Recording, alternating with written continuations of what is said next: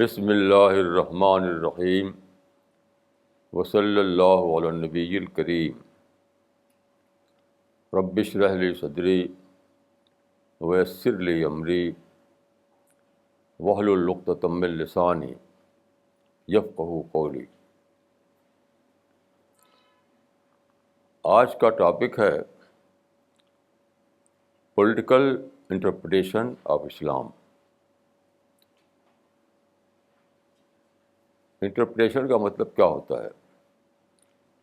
اس کا مطلب ہے explaining Islam in political terms. یعنی آج کا ٹاپک ہے اسلام کی سیاسی تعبیر، اور اس کا مطلب ہے اسلام کو سیاست کی اصطلاح میں بیان کرنا۔ دیکھیے، یہ جو تعبیر یا انٹرپریٹیشن ہے، یہ 20ویں سینچری کی پیداوار ہے۔ اس سے پہلے کبھی اسلام کی تاریخ میں اس قسم کی تعبیر موجود نہیں تھی۔ آپ کو تعجب ہوگا کہ اسلام کی جو ارلی پیریڈ ہے اس میں اسلام اور سیاست پر جو پہلی کتاب لکھی گئی وہ 11ویں سینچری AD میں لکھی گئی۔ اس کا نام ہے الاحکام السلطانیہ۔ اس کے آتھر ہیں ابو الحسن الماوردی۔ اس کتاب کا انگلش ٹرانسلیشن چھپ چکا ہے۔ یعنی اسلام اور سیاست کے موضوع پر کوئی کتاب نہ پرافٹ کے زمانے میں لکھی گئی، نہ خلفاء راشدین کے زمانے میں لکھی گئی، نہ بنو امیہ کے زمانے میں لکھی گئی۔ وہ بنو عباس کے زمانے میں ایک شخص نے لکھی، ان کا نام تھا ابو الحسن الماوردی۔ وہ بغداد میں ہوتے تھے۔ یہ کتاب بھی انٹرپریشن نہیں ہے۔ اس کتاب کو آپ پڑھیں، وہ عربی میں لکھی گئی تھی، اس کا انگلش ٹرانسلیشن اویلیبل ہے۔ تو جس چیز کو ہم کہتے ہیں پولیٹیکل انٹرپریشن، وہ اس میں بھی نہیں تھا۔ اس میں صرف گورننس، اس کو کہتے ہیں انگریزی میں، گورننس کے کچھ تفصیلات تھیں بس۔ انٹرپریشن ایک الگ چیز ہے۔ اس سے آپ اندازہ کر سکتے ہیں کہ بالکل ایک بدعت ہے، انوویشن ہے۔ اس سبجیکٹ کا میں بہت دنوں سے اسٹڈی کرتا رہا ہوں۔ میری اپنی جو فائنڈنگ ہے وہ یہ ہے کہ ایک زمانہ تھا جب کہ کمیونزم یا سوشلزم کا بہت دبدبا تھا، تو اسی کی نقل میں یہ تعبیر وجود میں آئی۔ اس لحاظ سے یہ قرآن کی اصطلاح میں اس کو کہا جائے گا مضاحات، یضاحون قول الذین کفروا۔ قرآن میں ایک برائی کو مضاحات کے لفظ میں بیان کیا گیا ہے، یعنی دوسروں کی نقل کرنا۔ مضاحات کے معنی ہوتے ہیں امیٹیٹ کرنا۔ تو امیٹیٹ کرنے کا طریقہ آ جاتا ہے امتوں میں زوال کے زمانے میں۔ جیسے مثال کے طور پر دیکھیے، کرسچینٹی میں جو ٹرینٹی کا کانسیپٹ ہے وہ مضاحات کی ایک مثال ہے۔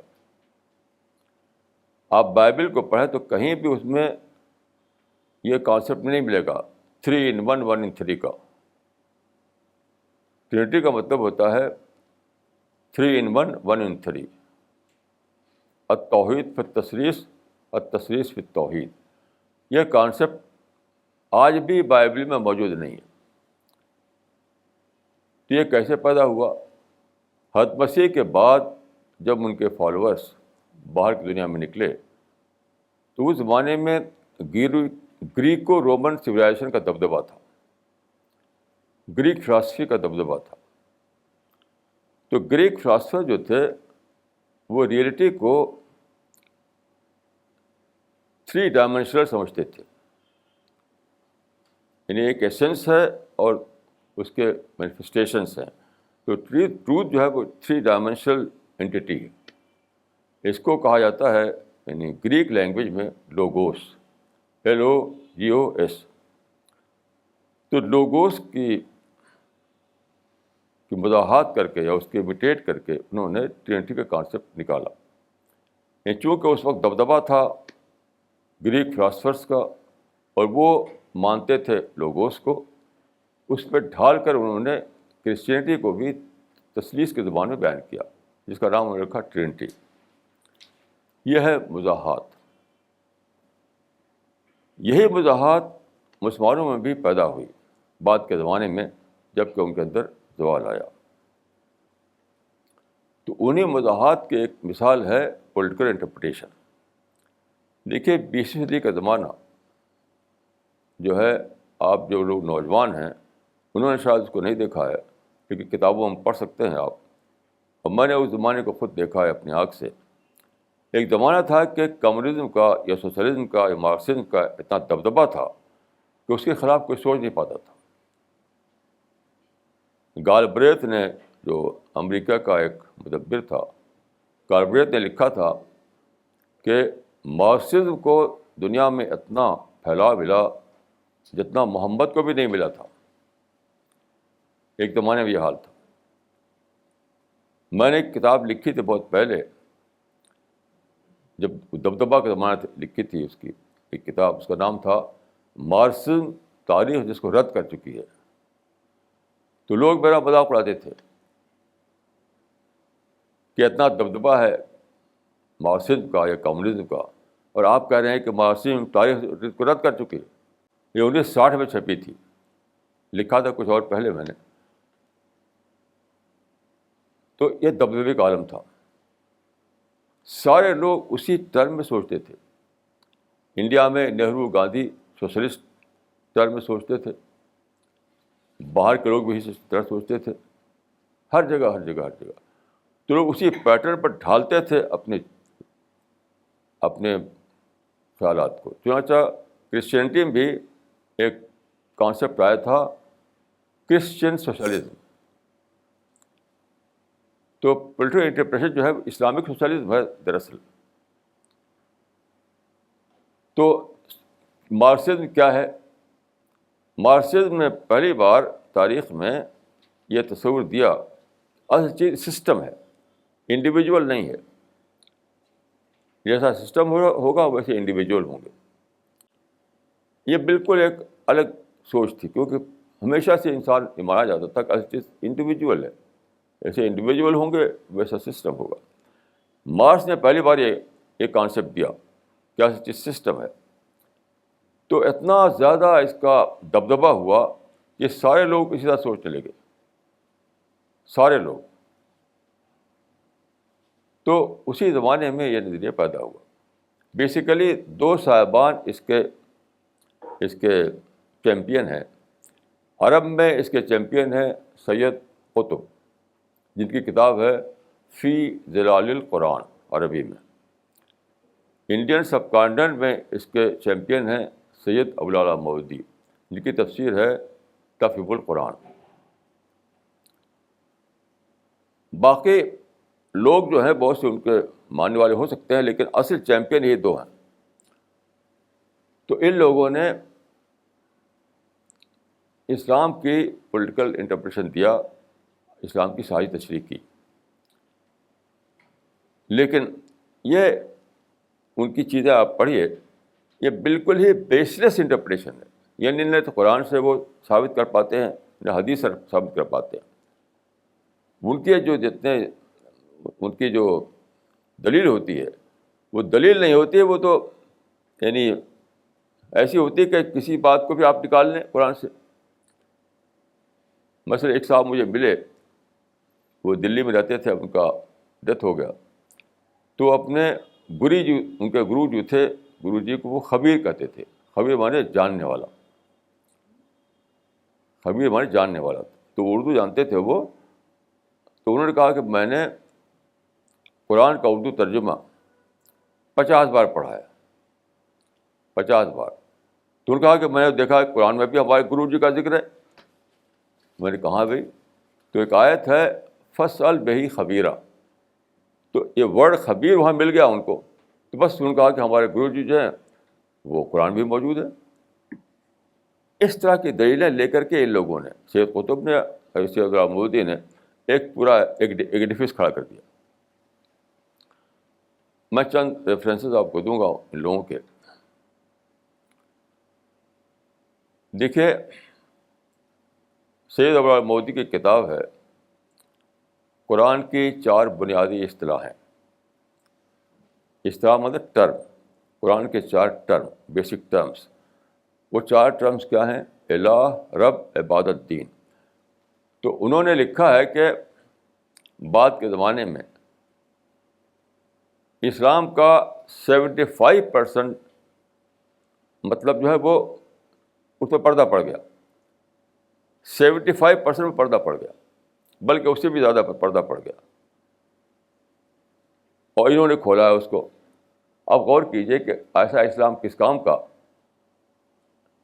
جو اتنا زیادہ کمزور ہو کہ 75% اسلام گم ہو جائے تاریخ میں. یعنی اللہ تعالیٰ نے تو قرآن کو محفوظ کر دیا، محدثین نے ساری حدیثوں کو جمع کر دیا، مورخین نے سیرت پہ کتابیں سے لکھ ڈالی.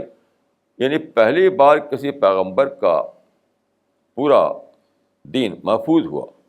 اس سے پہلے کسی پیغمبر کا دین اس سے محفوظ نہیں ہوا تھا. یعنی وہ کتاب جو اللہ کی طرف سے آئی وہ پوری طرح محفوظ. رسول اللہ کا سارا کلام، آپ کا سارا نمونہ وہ محفوظ. اسلام کی تاریخ پوری طرح محفوظ. سب کچھ لکھی ہوئی محفوظ. اب پرنٹنگ پریس کے زمانے میں چھپ کر کے ہر جگہ موجود ہے وہ. تو وہ دین جس کو اللہ نے محفوظ کر دیا تھا، جب اس کا بھی 75% گم ہو جائے تو پھر کیسا عجیب ہے خدا کا دین. یعنی بالکل انڈرسٹینڈیبل ہی نہیں ہے بات. جو کہتے ہیں پرائما فیشی اٹ اسٹینڈس ریجیکٹڈ. کیسے آپ سوچ سکتے ہیں کہ جو دین اللہ تعالیٰ نے محفوظ کر دیا ہو وہی دین گم ہو گیا؟ تو وہ لوگ جو نکالتے ہیں انتہائی بیس لیس طور پر باتیں نکالتے ہیں. مثال کے طور پہ دیکھیے کیا کرتے ہیں یہ لوگ. یہ سید قطب نے بھی کیا ہے، یہ علامہ صاحب بھی کرتے ہیں. مثلا سید قطب صاحب کی ایک مثال لیجیے. قرآن میں بتایا گیا ہے کہ حضرت موسیٰ فرعون کے زمانے میں پیغمبر بنائے گئے. وہ پیغمبر کے دربار میں پہنچے، انہوں نے اپنی پیغمبری کا میسج دیا فرعون کو. تو ایک کلام، ایک ڈائلاگ ہوا دونوں کے بیچ میں. یعنی فرعون اور حضرت موسیٰ کے درمیان ایک ڈائلاگ ہوا. تو اس ڈائلاگ کے بعد فرعون نے کہا اپنے درباریوں کو خطاب کرتے ہوئے کہ حضرت موسیٰ کے بارے میں، یرید ان یخرجکم من ارضکم. ایک طرف فرعون ہے تخت پر، ادھر حضرت موسیٰ کھڑے ہوئے ہیں ہارون کے ساتھ، ادھر سارے ان کے درباری ہیں. فرعون کہتا ہے اپنے درباریوں سے کہ دیکھو یہ موسیٰ جو آئے ہیں ان کے بارے میں، یرید ان یخرجکم من ارضکم، یہ ہم کو نکال دینا چاہتے ہیں ہماری زمین سے اور یہاں پر اپنی حکومت قائم کرنا چاہتے ہیں. درباریوں کو بتایا اس نے کہ حضرت موسیٰ جو ہیں وہ مصر میں چاہتے ہیں کہ ہمیں ڈی تھرون کریں، ہماری حکومت کو چھینیں اور یہاں پر اپنی حکومت قائم کریں. تو پہلی بات میں یہ کہوں گا کہ موسیٰ کا میسج فرعون کی تقریر سے نکلے گا کہ موسیٰ کی تقریر سے نکلے گا؟ آپ غور فرمائیے. یعنی یہاں وہ لوگ کیا کر رہے ہیں کہ حضرت موسیٰ کا میسج نکال رہے ہیں فرعون کی تقریر سے، حالانکہ نکالنا چاہیے حضرت موسیٰ کی تقریر سے. مطلب میرے بہت سے مخالفین ہیں، وہ جو کچھ چھاپ رکھا اس سے میرا میسج نکالیں گے آپ. دوسری بات یہ ہے کہ آپ جانتے ہیں کہ حضرت موسیٰ کی مدد اللہ تعالیٰ نے کی اور فرعون اور اس کا لشکر سب کا سب سمندر میں غرق ہو گیا. یعنی پورا مصر خالی ہو گیا. حضرت موسیٰ کے لیے. حضرت موسیٰ کے ساتھ ان کی قوم بھی تھی، بنی اسرائیل، وہ بھی کافی تعداد میں تھے. تو اب موسیٰ کو موقع تھا کہ قبضہ کریں مصر کے اوپر، کیونکہ جب فرعون مر گیا اس کا لشکر ڈوب کر ختم ہو گیا، اب تو میدان خالی ہے. اگر ان کا مقصد تھا فرعون میں وہ مصر میں حکومت قائم کرنا تو میدان خالی تھا وہاں. لیکن حضرت موسیٰ نے کیا کیا اس کے بعد؟ وہ چلے گئے صحرائے سینا میں، سینا جو ڈیزرٹ تھا وہاں چلے گئے. تو کتنا زیادہ اللاجیکل ہے یہ، کوئی اس کی کوئی سرپیر نہیں ہے اس کا، بے اصل بات ہے. ایسے دیکھیے ابوالعلا مودودی صاحب نے عقیم الدین سے نکالا ہے. سورہ شورا کی ایک آیت ہے، عقیم الدین، دین کو قائم کرو، دین کو قائم کرو. دیکھیے یہاں دین کو قائم کرو کے معنی سارے مفسرین جتنے بھی کمنٹیٹر ہیں، میں نے کتاب لکھی ہے تعبیر غلط کی، اس میں میں نے سارے ریفرنسز دیے ہیں. اس کا معنی کیا لیتے ہیں وہ؟ دین کی پیروی کرو، یعنی اپنی زندگی میں دین کی پیروی کرو، یہ معنی لیتے ہیں. انہوں نے کہا دین کو امپلیمنٹ کرو، دین کو انفورس کرو، یعنی لازم کو متعدی بنا دیا، پیسے کو ایکٹیو بنا دیا. تو یہ کوئی دلیل ہے؟ یہ کوئی دلیل ہے؟ بتائیے. یہ کوئی دلیل نہیں ہے. یعنی عقیم الدین لغت کے اعتبار سے بھی اور مفسرین کی رائے کے مطابق بھی صرف یہ معنی رکھتے ہیں کہ دین کی پیروی کرو، یعنی ایک فرد مومن جو ہے دین کی پیروی کرے. مثلا اللہ سے ڈرے، مخلص بنے اللہ تعالیٰ کا، سچ بولے، عبادت کرے، یہ سب ہے. اس کا کیا مطلب ہے کہ اس کو دین کو نافذ کرو، یعنی کوئی سرپیر اس کا نہیں ہے، بالکل بے سرپیر کی بات ہے. تو یہاں بھی دیکھیے آپ، انہوں نے لازم کو متعدی کر دیا ہے. ایسے ہی دیکھیے ایک آیت ہے قرآن مجید میں، یا ایھا الذین آمنوا کونوا قوامین بالقسط، اے ایمان والو قسط یعنی جسٹس کے قوام بنو، قوامین بالقسط، جسٹس کے قوام بنو. اس کا مطلب کیا ہے؟ قوام جو ہے مبالغہ ہے قائم کا، مقیم کا مبالغہ نہیں ہے. یعنی خود پوری طرح جسٹس پر قائم ہو جاؤ. جو لوگ عربی جانتے ہیں ان کو سمجھ سکیں گے کہ قوام کا لفظ قائم کا مبالغہ ہے، مقیم کا مبالغہ نہیں ہے. یعنی وہ لازم ہے، متعدی نہیں ہے. اس کا مطلب یہ اے مومنو تم خود پورے طریقے سے جسٹس پر قائم ہو جاؤ. اس کا مطلب کیا نکالا؟ جسٹس کا جھنڈا اٹھاؤ، جسٹس کو امپلیمنٹ کرو، جسٹس کی بنیاد پر نظام بناؤ. یہ کہاں اس آیت میں لکھا ہوا ہے؟ یاد میں لکھا ہی نہیں ہے. تو خود نکال کر کچھ بھی نکالتے نہیں ہیں آپ. جیسے دیکھیے اللہ تعالیٰ نے جب رسول اللہ کو پیغمبر بنایا تو شروع میں جو آیت اتری آپ کے اوپر اس میں تھا یا ایھا المدثر قم فانذر، اے پیغمبر تم دعوت کا کام کرو. وہاں یہ نہیں آیا کہ اے یا ایھا المدثر قم فانذر واقم دولت الاسلام، اسلامی حکومت قائم کرو. یہ تو ہے نہیں. یعنی جو ان لوگوں کا نظریہ ہے اس کے مطابق ہونا چاہیے تھا کہ اے پیغمبر تم دعوت کا کام کرو اور اسلامی حکومت قائم کرو. تو الفاظ یہ ہونے چاہیے یا ایھا المدثر قم فانذر واقم دولت الاسلام. تو ایسا تو کہیں ہے نہیں، تو خود نکال رکھا ہے.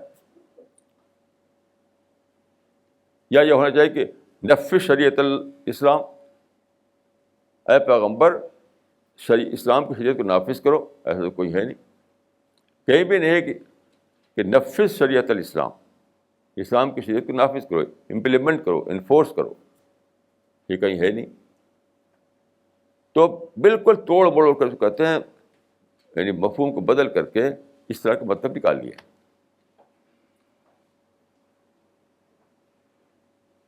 ایک دم کوئی ایک بھی یقین کیجیے کہ ان لوگوں نے جو کچھ کتابیں لکھی ہیں، کچھ ایک بھی کوئی نہ لاجک ہے، نہ کوئی ریزننگ ہے، نہ کوئی واقعی قسم کی دلیل ہے. دیکھیں، اگر آپ یہ جو بات ہے، اتنی بڑی بات ہے کہ 75% جو حذف ہو گیا تھا اس کو آپ ثابت کرنا چاہتے ہیں، تو یہ نکلنا چاہیے. دیکھیے، ڈائریکٹ طور پر ٹیکسٹ سے نکلنا چاہیے، ٹیکسٹ سے، انفرنس کے ذریعے نہیں. دیکھیے، دو طریقے ہوتے ہیں کسی بات کو ثابت کرنے کا. ایک ہے ٹیکسچوئل طریقہ، یعنی ٹیکسٹ سے ڈائریکٹ طور پر نکلنا. ایک ہے انفرینشیل طریقہ، انفرینس کر کے نکالنا. تو کوئی چھوٹی موٹی بات آپ انفرینس کر کے نکال سکتے ہیں، لیکن جو بیسک پرپز ہے، جو بیسک مشن ہے، اس کو نہیں نکال سکتے آپ استنباط کر کے. اس کو تو نکلنا چاہیے، ٹیکسٹ میں نکلنا چاہیے. جیسے میں نے کہا، نفذ شریعت الاسلام، اقیموا دولت الاسلام، ایسے الفاظ ہونے چاہیے. ایسے الفاظ تو کوئی ہے نہیں.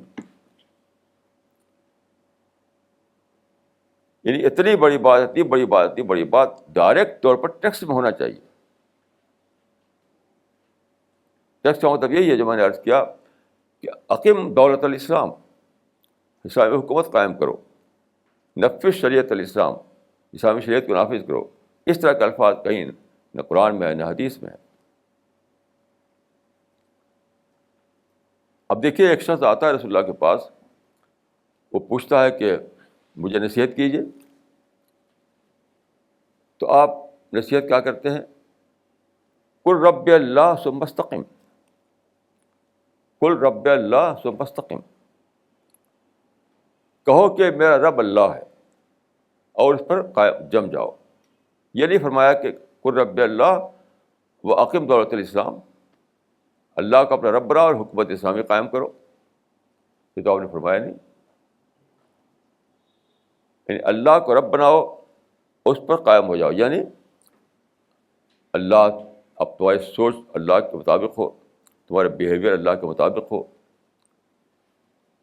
تمہاری ڈیلنگ اللہ کے مطابق ہو، تمہاری زندگی اللہ کے رنگ میں رنگ جائے. یہ مطلب ہے. خود قرآن میں بھی دیکھیے، قرآن میں ہے کہ کونوا ربانیین، بنو رب والے. اے بلیورس، بنو رب والے بنو. یہ نہیں ہے کہ اے بلیورس اسلامی حکومت قائم کرو، اسلامی شریعت نافذ کرو. یہ تو کہیں ہے ہی نہیں. تو کون ربانیین کا مطلب کیا ہے؟ اللہ کو اپنا رب بناؤ، اللہ کو اپنا کنسرن بناؤ، تمہاری سوچ رب اورینٹڈ سوچ ہو، تمہارا بیہیویئر رب اورینٹڈ بیہیویئر ہو. یہ مطلب ہے اس کا. میں آپ کو ایک مثال دیتا ہوں. ایک ہے، دیکھیے، اسپریچولیٹی، ایک ہے پالیٹکس، پولیٹیکل سسٹم.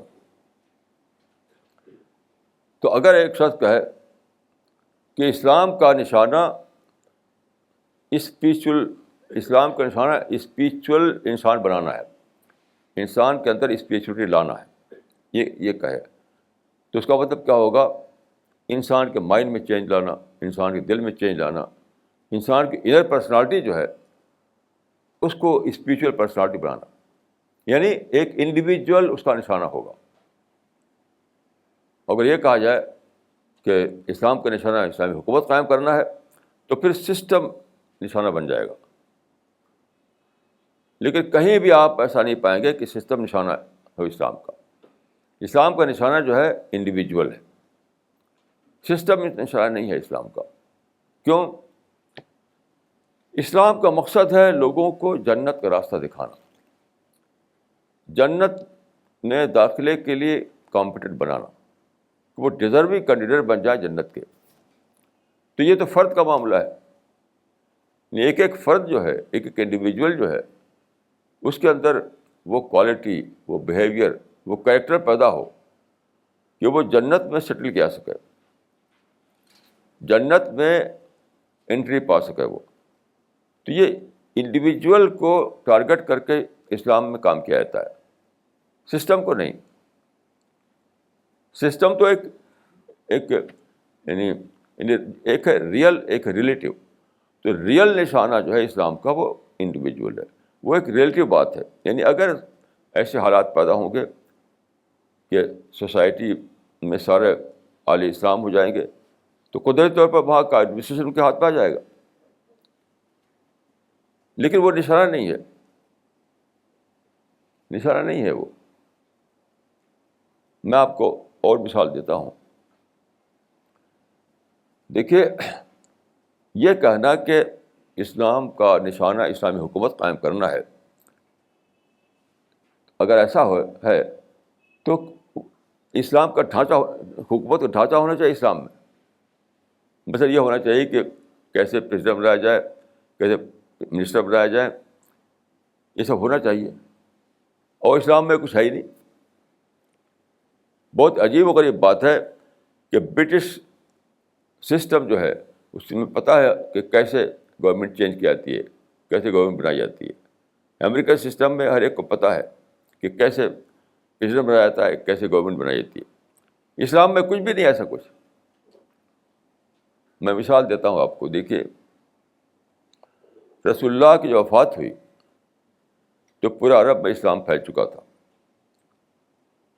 تو جب سارے لوگ اسلام میں آ گئے تو ظاہر ہے کہ ایڈمنسٹریشن انہیں کے ہاتھ میں رہے گا. اب سوال تھا کہ آپ کے بعد یعنی ایڈمنسٹریٹر کون ہو، یعنی خلیفہ کون ہو.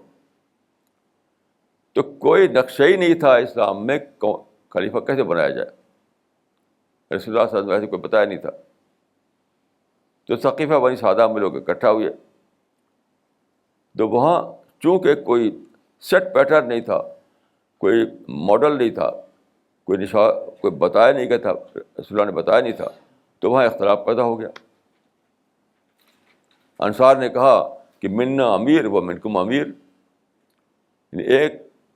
ایک حاکم ہمارا، ایک حاکم تمہارا. یہ دو خلیفہ گویا کہ دو خلیفہ تو کسی اسٹیٹ ہو نہیں سکتا ہے. اگر سیٹ پیٹرن ہوتا، اگر بتا دیا گیا ہوتا کہ ڈھانچہ کیا ہوگا تو یہ سوال ہی نہیں پیدا ہوتا.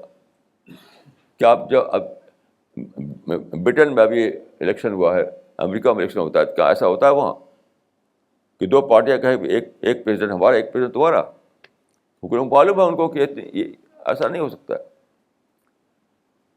پریزیڈنٹ ایک ہی ہوگا، پرائم منسٹر ایک ہی ہوگا. تو اگر اسلام کا نشانہ اسلامی حکومت بنانا ہو تو اس کا نقشہ ہونا چاہیے نا. نقشہ کہاں ہے؟ آپ غور کیجیے کہ رسول اللہ تو چونکہ پیغمبر تھے اس لیے وہ مدینہ کے ایڈمنسٹریٹر بن گئے. اچھا، آپ کے وفات کے بعد کوئی نقشہ نہیں تھا. تو مدینے میں جو لوگ موجود تھے، پورے عرب میں نہیں، مدینے میں جو موجود تھے، ثقیفہ بنی سعدہ میں جو اکٹھا ہوئے تھے، ان کے مشورے سے حضرت ابوبکر کو نامزد کیا گیا. ایسا نہیں کہ سارے عرب میں لوگوں کی رائے لی گئی ہو. تیسرا حضرت عمر کا آتا ہے، جو تیسرے خلیفہ تھے، دوسرے خلیفہ تھے. ان کا کیا ہوا؟ پچھلے خلیفہ نے یعنی حضرت ابوبکر نے ان کو نامنیٹ کر دیا. بائی نامنیشن ہوئے وہ خلیفہ. اس کے بعد تیسرے خلیفہ جو تھے ان کے لیے ایک اور پیٹرن آیا. وہ حضرت عمر نے ایک بورڈ بنا دیا 6 آدمیوں کا، اور کہا کہ یہ 6 آدمی جو ہیں یہ طے کریں گے کون خلیفہ ہو. اور پورے معنی میں الیکٹرل بورڈ بھی نہیں تھا، وہ 6 آدمی صرف تھے وہ.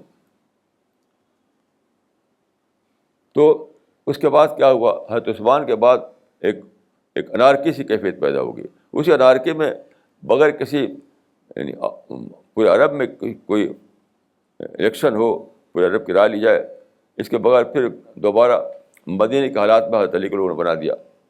پھر لڑائی ہوئی. اس کے بعد کہا جاتا ہے کہ 5ویں خلیفہ حضرت عمر بن عبدالعزیز تھے. ان کا ایک اور پیٹرن ان کا ہوا. تو کیا اسلامی حکومت کوئی پیٹرن ہی نہ ہو تو اسلامی حکومت کیا ہے؟ ایک ایسی حکومت ہے کہ اس کا کوئی پیٹرن نہیں. تو وجہ کیا ہے کہ اسلام میں سارا زور دیا جاتا ہے انڈیویجول کے اوپر، اور جو ہے ڈھانچہ اس کو سوشل کنڈیشن پر ڈال دیا گیا ہے. حدیث میں آتا ہے کہ کما تکونون کذالک یولى علیکم، جیسے تم ہو گئے ویسے تمہارے رولر ہوں گے. یعنی ڈیموکریسی ہوگی, لوگوں کی رائے لی جائے گی, اور ڈیموکریٹک پروسیس کے مطابق کسی کو ایڈمنسٹریٹر بنایا جائے گا, رول بنا دیا جائے گا. یعنی یہ بہت زبردست بات ہے, یہ بہت زبردست بات اس کے اندر, یعنی بہت حکمت ہے. حکمت یہ ہے کہ ہمیشہ لوگ لڑتے رہیں کس چیز پر, کہ اسٹیٹ کا ایک آئیڈیل کانسیپٹ لے کر کے. یعنی سوکریٹیز اور ارسطاٹل اور پلیٹو سے لے کر اب تک ہر ایک کا معاملہ یہ ہے کہ ان کے مائنڈ میں ایک اسٹیٹ کا ایک آئیڈیل کانسیپٹ ہے. وہ نہیں ملتا, لڑتے ہیں. آج تک وہی جاری ہے. اور دیکھیے اسلام کا جہاں تک میں نے مطالعہ کیا, اسلام کے مطابق آئیڈیل اسٹیٹ بن نہیں سکتا ہے, کیونکہ دنیا امتحان کی دنیا ہے. یہاں ٹیسٹ پر انسان ہے, سب کچھ ٹیسٹ ہے. ٹیسٹ ہے اس لیے فریڈم ہے. جب آپ نے فریڈم دیا ہے اللہ تعالیٰ نے, تو آپ فریڈم کو ابالش نہیں کر سکتے. ابالش نہیں کر سکتے تو کوئی آئیڈل اسٹیٹ بھی نہیں بن سکتا. ایک آدمی حضرت عمر کو قتل کر دے گا, آپ غور کیجیے. ایک آدمی حضرت عثمان کو قتل کر دے گا, ایک آدمی حضرت علی کو قتل کر دے گا. تو اسلام میں کیا ہے, پریکٹیکل کانسیپٹ, پریکٹیکل, یعنی پریکٹیکل طور پر جو حالات ہوں اس کے مطابق اسٹیٹ بنا لو. کوئی آئیڈیل نہیں ہے, کیونکہ ideal can not be achieved. Ideal can not be achieved. قرآن مجید کی ایک آیت ہے کہ وعد اللہ الذین آمنوا وعملوا الصالحات لنستخلفنہم فی الارض. یعنی اللہ نے وعدہ کیا ہے کہ اگر تم ایمان اور عمل صالح کا ثبوت دو گے تو تم کو زمین میں خلیفہ بنا دے گا. یعنی یہ امر موعود ہے, یعنی نشانہ نہیں ہے. اللہ کی طرف سے ایک وعدہ ہے کہ اگر تم ایمان پر قائم رہو گے اور بڑی تعداد تمہاری ہو جائے گی, تو اللہ کی توفیق سے تمہاری پولیٹیکل پاور بھی تمہارے ہاتھ میں آ جائے گا. لیکن وہ بھی آئیڈیل نہیں ہوگا. کوئی بھی آئیڈیل نہیں تھا, کوئی بھی نظام تاریخ میں. تو کیا کہ اللہ کی طرف سے فیصلہ ہوتا ہے کہ کس کے ہاتھ میں حکومت ہو اور کس کے ہاتھ میں حکومت نہ ہو. نشانہ نہیں ہے کہ بطور نشانہ ہمیں جو دیا گیا ہے وہ صرف انڈیویجول, سوسائٹی, فیملی. کیوں ایسا کیا گیا؟ لیکن جب بھی آپ حکومت کو نشانہ بنائیں گے تو کیا ہوگا؟ سنگھرش آئے گا, ٹکراؤ آئے گا. کیونکہ حکومت پر کوئی نہ کوئی قبضہ کیوں ہوتا ہے, کوئی سنگھارشن میں بیٹھا ہوا ہوتا ہے, کسی کے ہاتھ میں پولیٹیکل پاور ہوتا ہے. اب جب چاہیں گے آپ کہ اپنی مرضی کا پولیٹیکل سسٹم لائیں تو اس سے ٹکراؤ ہو جائے گا. یعنی پولیٹیکل نشانہ فلفور ٹکراؤ پیدا کرتا ہے. یہ آپ دیکھ رہے ہیں جن لوگوں نے یہ نظریہ بنایا, پولیٹیکل انٹرپریشن دیا, وہ سب لڑنے میں زندگی میں پڑے رہے, اسی میں مر گئے. وہ یعنی مصر میں آپس کی لڑائی, پاکستان میں لڑائی, افغانستان میں لڑائی, لیکن انہوں نے یہ نشانہ بنایا کہ ہمیں ایسا سسٹم بنانا ہے. اور جو لوگ بیٹھے ہوئے تھے انہیں نظر نہیں آیا کہ وہ سسٹم بنایا بھی ہے, تو اب لڑ گئے اس سے. تو یہ ایٹرنلی آپ سماج کو لڑائی میں جھونک دیتے ہیں, ایٹرنلی. تو صحیح طریقہ اسلام کا کیا ہے؟ انڈیویجول کی اصلاح کرو, سوسائٹی کی اصلاح کرو, اور اس کے اندر سے ایمرج کرے گی اسٹیٹ. جب انڈیویجول کی اصلاح ہوگی, سوسائٹی کی اصلاح ہوگی, تو اس میں سے ڈیموکریٹک طریقے پہ ایمرج کرے گی اسٹیٹ. وہی اسٹیٹ ہے, نشانہ بنا کر کے نہیں. دیکھیے پولیٹیکل انٹرپریشن جو ہے یہ کوئی سادہ بات نہیں ہے, یہ بہت ہی بڑی غلطی ہے. اس نے اسلام کا نشانہ بدل دیا, ٹارگیٹ بدل دیا, گول بدل دیا. اسلام کا جو ریئل مشن ہے وہ کیا ہے؟ دعوت, دعوت اللہ, دعوت اللہ. یا المدثر قم فانذر. یہ پیغمبر کو پیغمبری دے دی, اللہ تعالیٰ نے فرمایا کہ تمہارا مشن کیا ہے؟ دعوتی مشن ہے. دعوتی مشن کس طرح چلتا ہے؟ دوسروں کا خیرخواہ بن کر چلتا ہے.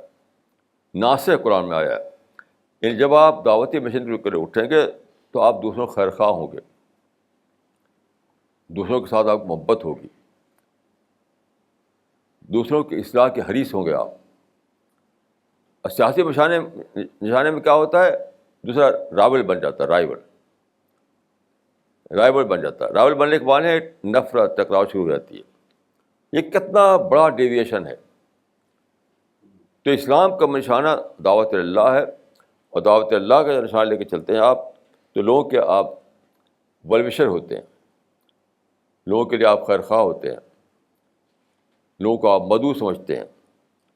اور جب پولیٹیکل نشانہ لے کے چلتے ہیں تو کیا ہوتا ہے؟ دوسرا آپ نے تو رائول نظر آتا ہے، پھر اسے آپ نفرت کرتے ہیں، اس سے لڑتے ہیں، اس کو انسیٹ کرنے کی کوشش کرتے ہیں. یعنی کتنا بڑا نقصان ہے یہ کہ ٹکراؤ. یعنی ایک جو اصل نشانہ ہے دعوت کا، اس سے ماحول میں محبت بڑھے گی اور فرینڈشپ بڑھے گی، ٹالرنس بڑھے گا، پیس بڑھے گی. اور یہ اگر آپ لے لیں نشانہ پالیٹکس کا تو کیا ہوگا؟ ماحول میں نفرت آئے گی، لڑائی آئے گی، ٹکراؤ آئے گا. آپ دیکھ لیجیے اس وقت کیا ہو رہا ہے مسلم ملکوں میں، مصر میں، افغانستان میں، پاکستان، ہر جگہ. جتنے مسلم کنٹریز ہر جگہ ڈکٹیٹرشپ کیوں ہے؟ جتنے مسلم کنٹریز ہیں کہیں بھی ڈیموکریسی نہیں، ڈکٹیٹرشپ ہے، ہر جگہ ڈکٹیٹرشپ ہے. کیوں؟ کیونکہ جو آدمی رول کر رہا ہے، جس کو جو پولیٹیکل پاور ملا ہوا ہے، وہ جب دیکھتا ہے کہ آدمی مجھ کو انسیٹ کرنا چاہتا ہے تو اس کو کرش کرتا ہے وہ، اور اپنے پاور کو اور مضبوط کرنا چاہتا ہے تو ڈکٹیٹر بن جاتا ہے وہ.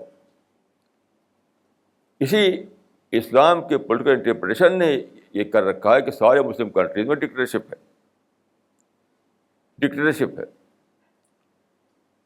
انہیں وہ اپنے کو بچانے کے لیے وہ کرش کرتے ہیں، یہاں تک کہ وہ یعنی وہ آزادی کو ختم کر دیتے ہیں. یعنی کتنی بڑی نعمت ہے آزادی، کتنی بڑی نعمت ہے پیس، وہی ختم ہے ان ملکوں میں. انڈیا میں آپ دیکھیے، انڈیا میں ہم کو آزادی ہے، انڈیا ہم کو پیس ملا ہوا ہے، انڈیا ہم سارا کام کر رہے ہیں، لیکن ان ملکوں میں کوئی نہیں کر سکتا کام. ابھی مجھے خبر ملی کہ پاکستان میں ایک صاحب جو دعوتی کام ہمارے جیسا کام کر رہے تھے، ان کو وہاں سے اتنے حالات خراب ہو کہ ان کو نکل کے تھائی لینڈ چلا جانا پڑا. ہمیں تو کچھ بھی نہیں، ہم انڈیا میں کام کر رہے ہیں. تو پولیٹیکل انٹرپریشن، یعنی اسلام کا نشانہ آپ پولیٹیکل پاور بنائیں اور اسلام کا نشانہ آپ دعوت بنائیں، دونوں میں کیا فرق ہوتا ہے؟ دعوت کا نشانہ بنانے سے ماحول میں دوستی کا ماحول بنتا ہے، محبت کا ماحول بنتا ہے، ٹالرنس کا ماحول بنتا ہے، پیس کا ماحول بنتا ہے، امن قائم ہوتا ہے. ہر ایک کو موقع ہوتا ہے کہ وہ کام کر سکے آزادی کے ساتھ. لیکن اگر آپ پالیٹکس کو نشانہ بنائیں، پولیٹیکل پاور کو، تو کیا ٹکراؤ ہوگا، نفرتیں بڑھیں گی، لڑائیاں ہوں گی، یہاں تک کہ سوسائڈ بامبنگ شروع ہو جائے گی. تو کتنا بڑا نقصان ہے اس بات کا کہ جن لوگوں نے پولیٹیکل انٹرپشن دیا اس سے کیا کیا برائیاں پیدا ہوئیں. تو پہلی بات یہ ہے کہ یہ بات قرآن و حدیث ثابت نہیں ہوتی.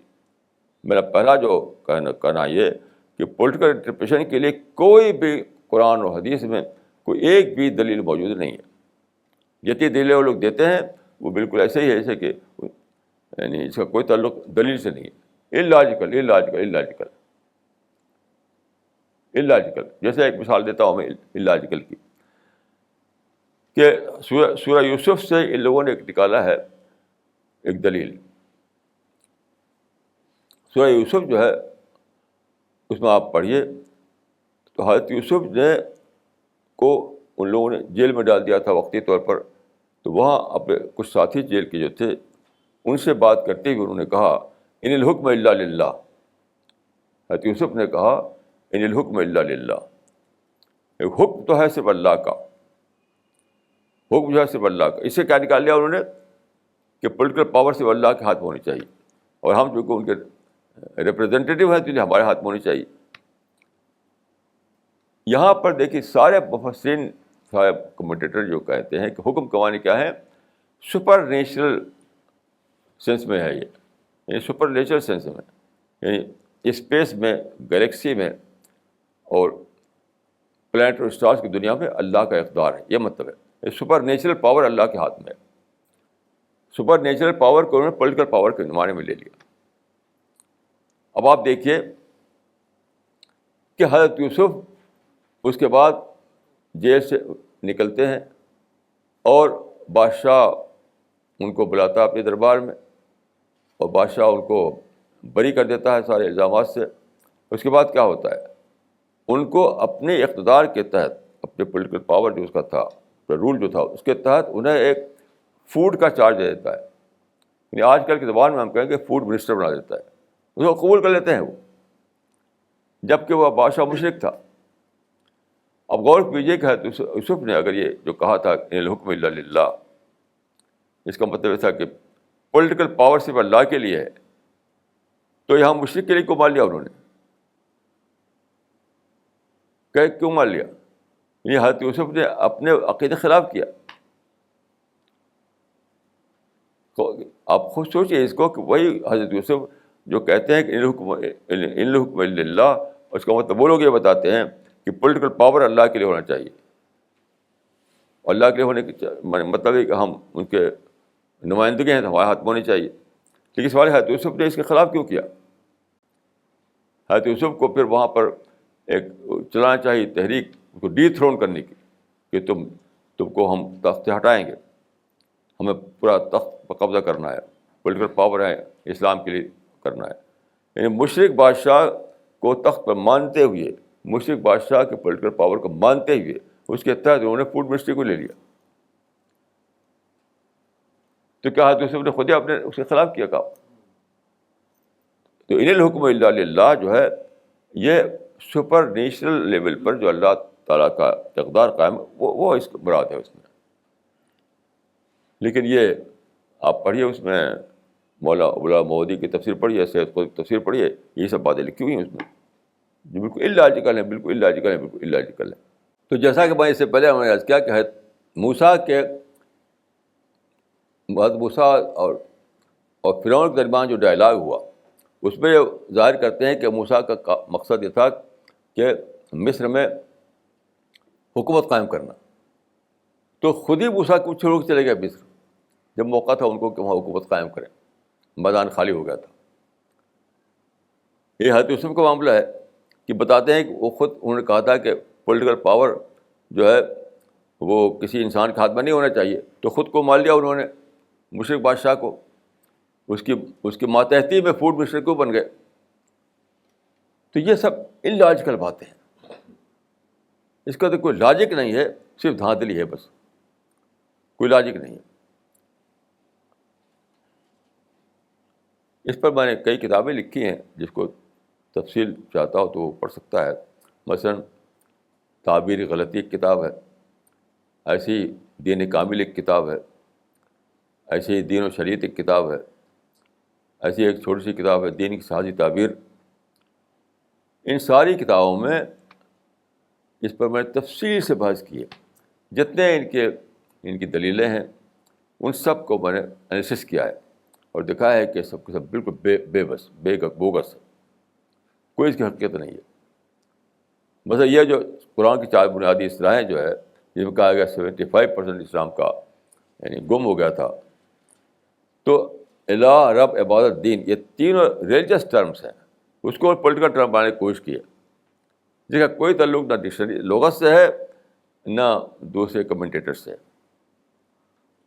زبردستی اسے نکال کر کے پارٹیز بھرنے کی کوشش کی ہے، وہ میں نے تفصیل سے دکھایا ہے، میری کتاب آپ پڑھ سکتے ہیں کہ کتنا زیادہ ان کی باتیں اللاجیکل ہیں، کتنا زیادہ بے دلیل ہیں۔ تو بیسک بات یہ کہ آپ قرآن کو پڑھ کر یہ سمجھنے کی کوشش کریں کہ اسلام کا نشانہ کیا ہے۔ اسلام کا نشانہ کیا ہے؟ اسلام کا نشانہ سسٹم نہیں ہے، اسلام کا نشانہ انڈیویجول ہے، کیونکہ انڈیویجول یعنی اسلام جو کرسچن پلان آف گاڈ جو بتاتا ہے اسلام کہ اللہ تعالیٰ نے انسان کو کیوں پیدا کیا. اس لیے پیدا کیا کہ انسان اچھا عمل کرے, اپنا تزکیہ کرے, اور پھر وہ جنت میں جگہ پائے. یا یہ دنیا جو ہے یعنی اسلام کے پورا جو تعلیمات ہیں وہ اسی کانسیپٹ پہ بیس کرتی ہیں. یہ دنیا ٹیسٹ پیریڈ ہے, یا انسان امتحان کے لیے ہے. آزادی دی گئی ہے اسی لیے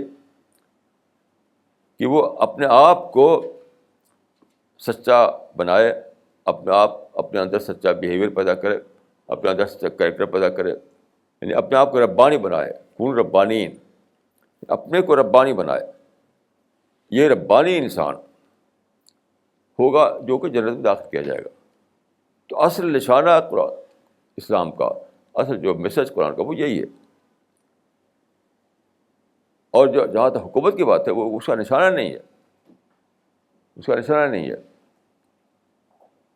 وہ اس کا یعنی میں یہ کہوں گا کہ ایک ہے ریئل پارٹ اسلام کا, ایک ہے ریلیٹیو پارٹ اسلام کا. تو ریئل پارٹ اسلام کا یہی ہے جو میں نے عرض کیا. یہ ریلیٹیو پارٹ ہے کہ حالات اگر اس کے مطابق ہوں تو اس کا ایک ایڈمنسٹریشن بن جائے گا. میں سمجھتا ہوں کہ صحیح, بہت ہی صحیح لفظ ہے ایڈمنسٹریشن. یعنی اسلام کا طریقہ جو ہے وہ اس کے صحیح جو لفظ ہے ایڈمنسٹریشن ہے, وہ نہیں ہے جو لوگ سمجھتے ہیں. تو ایڈمنسٹریشن اسی بنے گا جب کہ عوام اس کے موافق ہوں. اگر عوام جو ہے مثلا بلیورس 5% ہوں تو وہاں کہاں سے بنے گا, یا 100% ہو لیکن ان کے اندر اسپرٹ نہ ہو اسلام کی تو کیسے بنے گا. تو سب کچھ ڈپینڈ کرتا ہے انڈیویجول پر. انڈیویجول جب بدلے گا سوسائٹی بدلے گی, سوسائٹی بدلے گی تب ممکن ہوگا کہ ایڈمنسٹریشن میں یا حکومت میں وہ تبدیلی آئے, یعنی عدل پر قائم ہو, یا اس کے اندر امر بالمعروف نہی عن المنکر ہو, اور وہ اسلام کے جو حدود ہے وہ نافذ کیا جائے, تب یہ ممکن ہو سکے گا. تو جو کوئی بھی آدمی جو اس معاملے میں سنسیئر ہو, دیکھیے بیسک بات یہ ہے کہ سنسیئرٹی شرط لازم ہے. سنسیئرٹی نہیں تو آپ کسی بات کو سمجھ نہیں سکتے ہیں. اگر سنسیئرٹی نہیں ہے تو آپ کسی بات کو سمجھ نہیں سکتے ہیں. سمجھنے ہی ناممکن ہے. اب دیکھیے مثال کے طور پہ دیکھیے, انہوں نے یہ کہا کہ 75% اسلام کا گم ہو گیا. تو 75% کیا ہے؟ حکومت. تو حکومت گم کہاں ہوئی؟ رسول اللہ کے بعد جو حکومت قائم ہوئی خلافت راشدہ کے زمانے میں, بنو امیہ کے زمانے میں, بنو عباس کے زمانے میں, مسلسل جاری رہی. اور ابھی بھی دیکھیے یعنی ابھی بھی 57 کنٹریز مسلمانوں کی حکومت ہے. تو غائب کہاں ہوئی؟ غائب کہاں ہوئی؟ یعنی یہ عجیب و غریب بات ہے کہ 75% اگر یہ ہے کہ مسلمان رول کریں تو وہ تو ابھی بھی باقی ہے. تو غائب کہاں ہوئی؟ غائب کیا چیز ہوئی؟ اسلام کو پولیٹیکل انٹرپریشن دینا, یہ عقیدے کا مسئلہ بنانا. اس میں ایک بات یہ بھی میں عرض کروں کہ اس کا ایک اور بھی بیک گراؤنڈ ہے. یہ جو کولونیل پاور آئے ایشیا اور افریقہ میں, اور مسلمان حکومتیں جو تھیں ان کو انہوں نے ختم کیا, جیسے مغل امپائر ختم کیا اور ٹرکش امپائر ختم کیا. تو اس جب کہ ان کا جو ایکسپینشن ہوا ہے کولونیل پاورز کا, تو وہی زمانہ تھا جب کہ مسلمان بڑے حصے پر رول کر رہے تھے. تو اب مسلمان رد عمل کے ریئیکشن کے طور پر کھڑے ہو گئے اپنے پولیٹیکل پاور کو ریگین کرنے کے لیے. تو ایک زمانہ وہ ہے جب کہ سید جمال الدین افغانی اٹھے تھے, انہوں نے کہا تھا اشرف للشرقیین, یعنی ایسٹ والوں کے لیے ہے. تو سید جمال الدین افغانی کے زمانے میں یہ اسٹینڈ صرف ایک پولیٹیکل اسٹینڈ تھا, یعنی اپنی زمین کو ان سے واپس لینا, یعنی انگریزوں سے واپس لینا, فرانسیسیوں سے واپس لینا, کیونکہ بیسیکلی انگریز اور فرینچ یہ لوگ قابض تھے, تو ان سے زمین کو واپس لینا یہ ایک پولیٹیکل اسٹینڈ تھا. لیکن اس میں کامیابی نہیں ہوئی. بھی کامیابی نہیں ہوئی. تو بعد کو ان لوگوں نے کیا کیا کہ اس کو بلیف کا مسئلہ بنا دیا, عقیدے کا مسئلہ بنا دیا گیا. یعنی عبداللہ مولودی صاحب اور سید قطب صاحب نے کیا کیا کہ اب دیکھا کہ اس کو اور زیادہ مسلمانوں کو انوالو کرنے کے لیے, یعنی اس کام میں اور زیادہ انوالو کرنے کے لیے اس کو عقیدے کا مسئلہ بنا دیا. یعنی اگر تم حکومت نہیں کام کرو گے تو جہنم میں جاؤ گے, نعوذ باللہ, تو وہ جنت ہی نہیں ملے گی. تو جمال الدین افغانی کا اسٹینڈ جو تھا پیورلی پولیٹیکل اسٹینڈ تھا, اس میں یہ سب شامل نہیں تھا.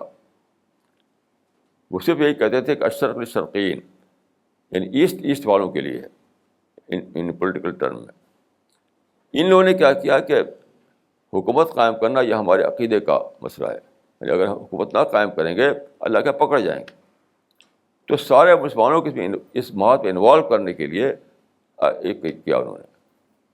تو ایک بیک گراؤنڈ کا وہ تھا کہ مارکس نے جو انٹرپریشن دیا تھا اس کا امیٹیشن کرنے کے لیے انہوں نے ایسا کیا. دوسرا اس میں یہ بھی ایک ایڈڈ بیک گراؤنڈ تھا کہ کولونیلزم کے خلاف جو لڑائی ہو رہی تھی, اس لڑائی کو اور زیادہ یعنی وہ مستحکم بنانے کے لیے, اس کو اور زیادہ اسٹرانگ بنانے کے لیے انہوں نے یہ کہہ دیا کہ یہ تو عقیدے کا مسئلہ ہے. اگر نہیں حکومت کے لیے لڑو گے, حکومت قائم کرنے کے لیے کوشش نہیں کرو گے, تمہارا عقیدہ ہی مشتبہ ہے اللہ کا. اور عجیب و غریب قسم کے استدلال قائم کیے. مثلاً ایک آیت ہے قرآن مجید میں کہ ادخلوا فی السلم کافہ, اطاعت میں داخل ہو جاؤ پورے کے پورے. اس آیت کیا مطلب نکالتے ہیں کہ پراپر نظام جو ہے قائم کر کے اس نظام کے اندر تمہیں رہنا ہے. اگر پورے نظام قائم نہیں کیا, اس میں اس کے تحت نہیں اپنے کو لائے, تو پھر تمہارا اسلام نہیں. حالانکہ اس آیت کا مطلب یہ ہرگز نہیں ہے. اس کا مطلب کہ ایک فرد جو ہے اپنی زندگی میں اسلام پر عمل کرنا چاہیے اس کو. وہ ادخلوا فی السلم کافہ کے معنی یہ نہیں ہے کہ سارا سسٹم توڑو, ساری دنیا میں اسلامی حکومت قائم کرو. یہ تو بالکل بیس لیس بات ہے, بیس لیس بات ہے. یہ آیت ایڈریس کر رہی ہے ایک انڈیویجول کو کہ تمہاری سوچ جو ہے اس پر اللہ والی سوچ ہونی چاہیے, تمہارا کریکٹر اللہ والا کریکٹر ہونا چاہیے, تمہارا بیہیویئر, تمہارا ڈیلنگ, پرسنل لائف میں جو کچھ بھی تمہارے بس میں ہے, ان سب پہ اللہ کے حکم کو تمہیں اپنانا چاہیے. یہ مطلب ہے اس آیت کا.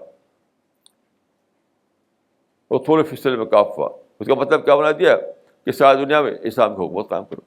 اس آیت سے اس کا کوئی تعلق ہی نہیں. جو بات میں کہہ رہا ہوں کہ یہ میری اکیلے کی بات نہیں ہے. کسی بھی تفسیر کو آپ دیکھیے, کسی بھی تفسیر کو, اس میں یہ بات نہیں ملے گی آپ کو. کسی بھی تفسیر اٹھا کر دیکھیے, سورہ البقرہ میں آیت ہے ادخلوا فی السلم کافہ. آپ کسی بھی تفسیر میں دیکھیے, ایک بھی کمنٹیٹر نہیں ہے جو کہے اس کا یہ مطلب بتائے کہ ساری دنیا میں اسلام کو رول قائم کرو, سارے سسٹم کو توڑ کر کے اسلام سسٹم بناؤ. ہے ہی نہیں, بالکل بیس لیس ہے یہ. لفظی ترجمہ تو اس کا یہ ہے کہ داخل ہو جاؤ اطاعت میں پورے کے پورے. یعنی ایک انسان جو ہے وہ پورا پورا داخل ہو جائے, ایک انڈیویجول. تمہاری سوچ, تمہارا کریکٹر, تمہارا بیہیویئر, تمہاری ڈیلنگ سب اسلام کے مطابق ہو جائے. یہ مطلب ہے اس کا. سارے کمنٹیٹر نے لیا ہے. تو میں جو باتیں کہہ رہا ہوں ایسا نہیں کہ میں اپنی طرف سے کہہ رہا ہوں, یہ سب لوگ یہی کہتے ہیں. کوئی ایک بھی کمنٹیٹر ایسا نہیں ہے جو اس کے خلاف کہتا ہو. یہ صرف دو آدمی ہیں, سید عبداللہ مولودی اور یہ سید قطب, جنہوں نے یہ ڈیویٹ کر کے, میں اس کو سیاسی بدعت کہتا ہوں, پولیٹیکل انوویشن, سیاسی بدعت کر کے مطلب نکالا ہے کہ کوئی تعلق نہیں اسلام سے ہے, نہ لغت سے ہے, نہ کسی چیز سے, نہ لاجک سے ہے. لاجک سے بھی اس کا تعلق کچھ نہیں ہے. تو میں آپ کو یہ دعوت دیتا ہوں, آپ میں جو لوگ اس کو سمجھنا چاہتے ہوں کہ وہ میری کتابوں کو پڑھیں. اس موضوع پر بہت لکھا ہے. یعنی میری جو بالکل پہلی کتاب تھی الاسلام, اس میں بھی اس پر آپ پائیں گے اور بعد کی جو کتاب اس میں بھی پائیں گے آپ، اور میگزین ہے رسالہ، اس میں بار بار مضامین نکلتے رہتے ہیں اس کے بارے میں، ابھی بھی نکلتے رہتے ہیں. تو اگر آپ چاہتے ہیں اس کی تفصیل، تو اس تفصیل آپ میرے آرٹیکل میں، میرے مضامین میں آپ پا سکتے ہیں.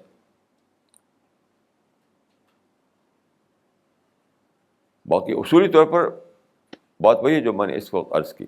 تو خلاصہ یہ ہے کہ اسلام ایک اسپریچول ریلیجن ہے.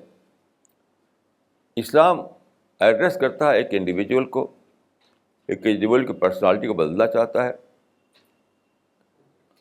اصل نشانہ اسلام کا ایک ایک ایک انڈیویجول ہے، سسٹم نشانہ نہیں ہے. لیکن اگر بہت سے مسلمان اسلام میں، بہت سے لوگ اسلام میں داخل ہو جائے، میجارٹی ہو جائے ان کی، تو اس وقت ظاہر ہے کہ وہی لوگ سسٹم بنائیں گے، وہی لوگ ایڈمنسٹریشن پر آ جائیں گے. تو اس وقت ایک سسٹم بنے گا. تو کیا وہ اسلام کا ریلیٹو پارٹ ہوا، ریئل پارٹ نہیں ہوا. وہ اسلام کا ریلیٹو پارٹ ہوا، وہ ریئل پارٹ نہیں ہوا. اس کی وجہ سے دیکھیے فوکس بدل گیا. فوکس، جو فوکس تھا کہ اللہ کی معرفت، اللہ کا خوف، اللہ سے محبت، اپنا تزکیہ، یہ تھا فوکس. یہ فوکس بدل گیا. اب کیا ہے؟ حکومت کے خلاف سوچتے ہیں لوگ، حکومت سے ٹکرانا، حکومت کو گن مارنا، بم مارنا. یعنی فوکس ہی بدل گیا. یعنی فوکس تھا اپنے آپ پر، فوکس چلا گیا سسٹم پر. بالکل ایک ڈسٹارشن ہے. ڈسٹارشن سے کم کوئی لفظ مجھے نہیں معلوم اس کے بارے میں کہ میں کہوں. آپ غور کہ جب فوکس بدل دیا جائے تو اس کو آپ کیا لفظ بولیں گے ڈسٹارشن کے؟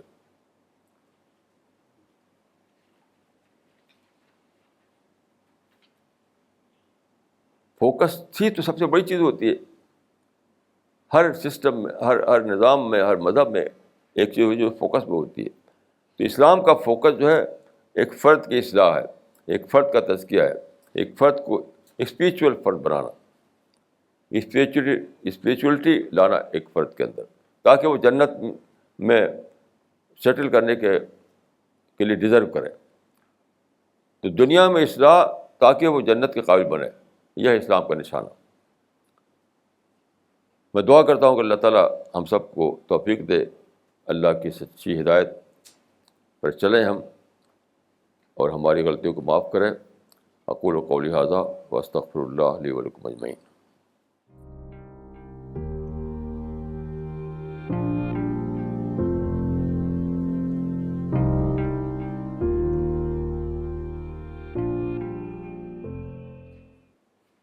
We've received a question from Mr. Salman Ahmed.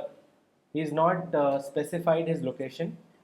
His question is, did Maulana Abu Kalam Azad also explain Islam in political terms? دیکھیے مولانا ابوالکلام آزاد کا معاملہ یہ ہے کہ ان کی زندگی کے کئی دور ہیں. پہلے انہوں نے نکالا تھا اپنا پرچہ الہلال. تو اس زمانے میں وہ اسلام کی باتیں کرتے تھے کہ البلاغ میں بھی ایسی باتیں کرتے رہے. وہ اسلامی جہاد، اسلامی انقلاب وغیرہ. بعد کو وہ کانگریس میں جب شریک ہو گئے تو اس کے بعد انہوں نے اپنا نشانہ بنا لیا انگریزوں کو نکالنے کا. تو ہم واضح طور پر نہیں کہہ سکتے کہ ابوالکلام آزاد جو تھے ان کا کیا نظریہ تھا. کم سے کم میں نہیں سمجھ پاتا، کیونکہ ان کے یہاں مختلف قسم کی باتیں ہیں. تفسیر بھی ان کے مکمل نہیں ہوئی، تفسیر پوری نہیں لکھ پائے وہ. تو ایک ابوالکلام وہ ہیں جو البلاغ اور اللہ، اس میں بھی دیکھیے خطابت زیادہ ہے. اس میں اگرچہ اسلام کی باتیں ہوتی ہیں لیکن کوئی اس میں کوہرنس نہیں ہوتا، کوئی بہت ہی سائنٹیفک انداز نہیں ہوتا. خطابت کا انداز ہوتا ہے، خطابت. تو اس سے بھی آپ نہیں سمجھ پاتے ٹھیک کہ ان کی سوچ کیا تھی. اب بعد کے زمانے میں وہ کانگریس میں شریک ہو گئے تو سارا زور کا ہوتا تھا یہ پولیٹیکل آزادی پر. پھر جب انڈیا جب آزاد ہو گیا تو اس کے بعد تو وہ خاموش ہو گئے، اس کے بعد تو انہوں نے کوئی کام نہیں کیا. اس وجہ سے ہم ان کے بارے میں کوئی، کم از کم میں کوئی رائے نہیں قائم کر سکتا کہ ان کا کیا تھا نظریہ. This question is from Miss Nigar Ataullah from Bangalore. You said that the purpose of Islam is to prepare the individual for Jannat. Then what about the non-Muslims who follow other religions? What is their purpose? دیکھیے اسلام میں تقسیم جو ہے مسلم نان مسلم کی نہیں ہے، یہ تو مسلمانوں نے کر رکھا ہے. اسلام میں جو تقسیم ہے وہ ربانی اور غیر ربانی کی ہے. یہ تو ایک مسلم گروپ ہے، یہ سارے مسلم گروپ جنت میں جائے گا ایسا تو ہے نہیں، ایسا کچھ بھی نہیں ہے. یہ تو ایک گروپ ہے بس. اصل میں کسی بھی انسان، چاہے مسلمان گھر میں پیدا ہوا ہو یا کسی اور گھر میں پیدا ہوا ہو، اس کو سچائی کو ڈسکور کرنا ہوگا، اپنے کو ربانی بنانا ہوگا. یعنی رب اورینٹڈ تھنکنگ، رب اورینٹڈ لائف، رب اورینٹڈ بیہیویئر، رب اورینٹڈ کریکٹر یہ کرنا ہوگا. یہ مسلم نان مسلم کا یہ کیٹیگری ہے ہی نہیں. کیٹیگری جو ہے وہ ربانی غیر ربانی کی ہے.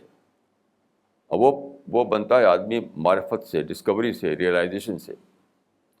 وہ یہ نہیں کہ مسلمان گھر میں پیدا ہو گیا تو وہ جنتی ہے، مسلمان گھر نہیں پیدا ہو جنتی نہیں ہے. یہ ایسا کوئی اسلام میں ایسی کیٹیگری نہیں اسلام میں. This question is from Mr. Yoginder Sikand from Bangalore. Maududi argues that all those who follow his brand of Islam are awliya-e-Allah, and that the rest of humanity, including other Muslims as well as non-Muslims, are awliya-e-shaitan or friends of devil. How does this conception impact on dawah efforts, since obviously it encourages hatred towards non-Muslims? What, in your view, is the right interpretation of the terms awliya-e-Allah and awliya-e-shaitan? دیکھیے یہ جو انہوں نے یہ مطلب ہرگز نہیں ان شبدوں کا ہے. یہ اس کا کوئی پولیٹیکل کنوٹیشن ہے ہی نہیں. اس کا کوئی پولیٹیکل کنوٹیشن نہیں ہے. اولیاء اللہ اور اولیاء شیطان کے معنی جو ہیں وہ بالکل یعنی وہی ربانی ٹرم میں یا اسپریچول ٹرم میں آپ سمجھ سکتے ہیں. یہ تقسیم انہوں نے کی ہے یا کسی اور نے کیا ہے تو وہ بالکل غلط ہے. اولیاء کے معنی ہوتے ہیں قریب یا دوست، اللہ کے دوست اور شیطان کے دوست. تو اللہ کے دوست، شیطان کے دوست کون ہیں؟ اللہ کے دوست وہ ہیں جو اللہ کو مانیں، اللہ سے ڈریں، اللہ سے محبت کریں، اللہ والے بنیں. صبغۃ اللہ ومن احسن من اللہ صبغہ، یعنی اللہ کے رنگ میں اپنے آپ کو رنگیں. کوئی پولیٹیکل کنڈیشن اس کا ہے نہیں بالکل. شیطان کا معاملہ یہ ہے کہ شیطان جو ہے آپ کو چلاتا ہے حرص کی لائن پر، نفرت کی لائن پر، تشدد کی لائن پر چلاتا ہے. تو جو لوگ اس لائن پہ جائیں وہ شیطان کے ساتھی بن گئے. اور یہ نظریہ دعوت کے لیے تو بالکل کلر ہے، کلر. اولاً تو یہ بیس لیس ہے، قرآن حدیث پہ ایسا ہے نہیں. اگر مان لیا جائے تو دعوت ختم ہو جاتی ہے. کیونکہ آپ دوسروں کو جب شیطان کے بھائی سمجھ لیں تو آپ دعوت کیوں کریں گے؟ ان سے آپ نفرت کریں گے، ان سے لڑیں گے، ان کو بم ماریں گے. تو میں دو باتیں کہہ رہا ہوں کہ یہ مفہوم اولیاء اللہ اولیاء شیطان کا قرآن حدیث ثابت نہیں ہے، کسی بھی کمنٹیٹر نے ایسا لکھا نہیں ہے. اور دوسری بات یہ کہ اگر یہ for the sake of argument اگر اس کو مان لیا جائے، اصل مقصد ہی جبرٹائز ہو جاتا ہے. تو اصل مقصد دعوت ہے، وہی جبرٹائز ہو گیا. کیونکہ آپ جب نفرت کریں گے دوسروں سے تو آپ دعوت کیا دیں گے؟ تو اس میں ڈبل غلطی ہے. ایک تو لاجیکلی اٹ از بیس لیس، اور دوسرا یہ کہ یعنی جو لوگ اس کو مان لیں، جن کا دماغ اس لائن پر بنے، وہ دعوت کے لیے بالکل انکمپیٹنٹ ہو جائیں گے. کیونکہ نفرت کریں گے وہ ہیٹ کریں گے, وہ وائلنس کریں گے, تو دعوت کیا کریں گے وہ؟ تو خلاصہ یہ کہ اسلام کا جو اصل سوچ ہے, وہ سوچ آپ کو آپ کی نظر میں پوری دنیا کو انسان بناتی ہے, پوری دنیا کے لیے خیرخواہی اور پیدا کرتی ہے. آپ فرینڈلی بیہیویئر آپ کے اندر آتا ہے تاکہ آپ دعوت دے سکیں ان کو. لیکن یہ جو سوچ ہے یہ تو بالکل پولیٹیکل سوچ ہے, اور یہ بالکل یعنی اسلامک مارکسزم بھی ہو جاتا ہے. وہ مارکسسٹ جس طرح بنتا ہے ایک شخص سب سے نفرت کرتا ہے, وہی اس نظریے کو ماننے والے انسان کا حال ہوتا ہے. تو اگر دیکھ یہ نظریہ دونوں وجوہوں سے غلط ہے, لاجیکلی بھی یہ غلط ہے, اور دوسرے یہ کہ وہ پریکٹیکل طور پہ دیکھا ہے تب بھی وہ غلط ہے, وہ کیونکہ دعوت کے الٹا ہے. مولانا, he has another question. He writes, آپ کا پہلے تعلق تھا مودودی اور ان کی جماعت اسلامی کے ساتھ, آپ نے ان سے دوری کیوں اختیار کی, اس کے بارے میں بتائیں. دیکھیے, دو کتابیں اگر آپ پڑھ لیں تو بات کلیئر ہو جائے گی. ایک ہے تعبیری غلطی, دوسرے قرآن کا مطلوب انسان. جماعت اسلامی سے میرا تعلق بیسیکلی آرگنائزیشن کے لیول پہ تھا. آرگنائزیشن میری سوچ اس وقت وہی تھی جو آج ہے. ایک آرگنائزیشن کے طور پر میں جماعت اسلامی سے بھی جڑا تھا, تبلیغی جماعت سے بھی جڑا تھا, اور جمعیت علماء سے بھی جڑا تھا, آرگنائزیشن کے لیول پر. تو آرگنائزیشن کے لیول پر میرا تعلق ضرور ہوا تھا جماعت اسلامی سے, لیکن میری جو سوچ ہے وہ اس وقت یہی تھی جو آج ہے. اس کا پروف جو ہے وہ کتاب ہے قرآن کا مطلوب انسان. ایک کتاب ہے, اس کا نام ہے قرآن کا مطلوب انسان. اس میں میں نے ان آرٹیکل کو اکٹھا کیا ہے جو میں اس زمانے لکھے تھے, جماعت اسلامی سے تعلق کے زمانے میں لکھے تھے. اس کو آپ کوئی بھی شخص پڑھ لے. وہ چھپے تھے جماعت اسلامی کے پرچوں میں, جیسے دعوت میں, زندگی میں جو جب سماج کے پرچے ہیں اس میں چھپے تھے. تو جب میں جماعت اسلامی سے جڑا ہوا تھا اس وقت کے لکھے ہوئے آرٹیکل ہے, اس کو آپ پڑھ لیجئے. اس میں وہی بات ہے جو آج میں کہتا ہوں, کوئی اس میں ٹکراؤ نہیں ہے. تو جماعت اسلامی سے میرا تعلق آرگنائزیشن کے لیول پر تھا. جہاں تک تھنکنگ کی بات ہے اور ذہن کی بات ہے تو اس وقت وہی تھا جو آج ہے. چنانچہ میں جماعت اسلامی میں لوگوں سے بہت زیادہ کرٹیسائز کرتا تھا. جب جماعت اسلامی میں تھا میں تب بھی بہت زیادہ کرٹیسائز کرتا تھا, بہت سخت کرٹیسزم ہوتا تھا میرا. یہاں تک کہ جب میں نے دیکھا کہ ان لوگوں کے اندر کچھ یعنی سوائے پالیٹکس سے کسی دلچسپی نہیں ہے تو الگ ہوگا اس سے.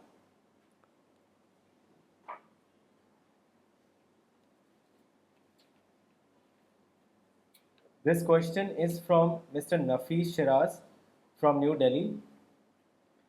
مولانا, کل رات فون دوارا مجھے بتایا گیا کہ دلی میں میرے ایک بہت ہی قریبی رشتہ دار کا انتقال ہو گیا ہے اور آج تقریباً 10-11 بجے انہیں دفنایا جائے گا. میرے گھر کے سبھی لوگ شرکت کے لیے وہاں جا چکے ہیں, لیکن میں نے وہاں شرکت کرنے کی بجائے آپ کی کلاس میں شامل ہونے کا ڈیسیژن لیا. کیا میرے یہ عمل خدا کے یہاں ناپسندیدہ عمل میں شامل ہوگا؟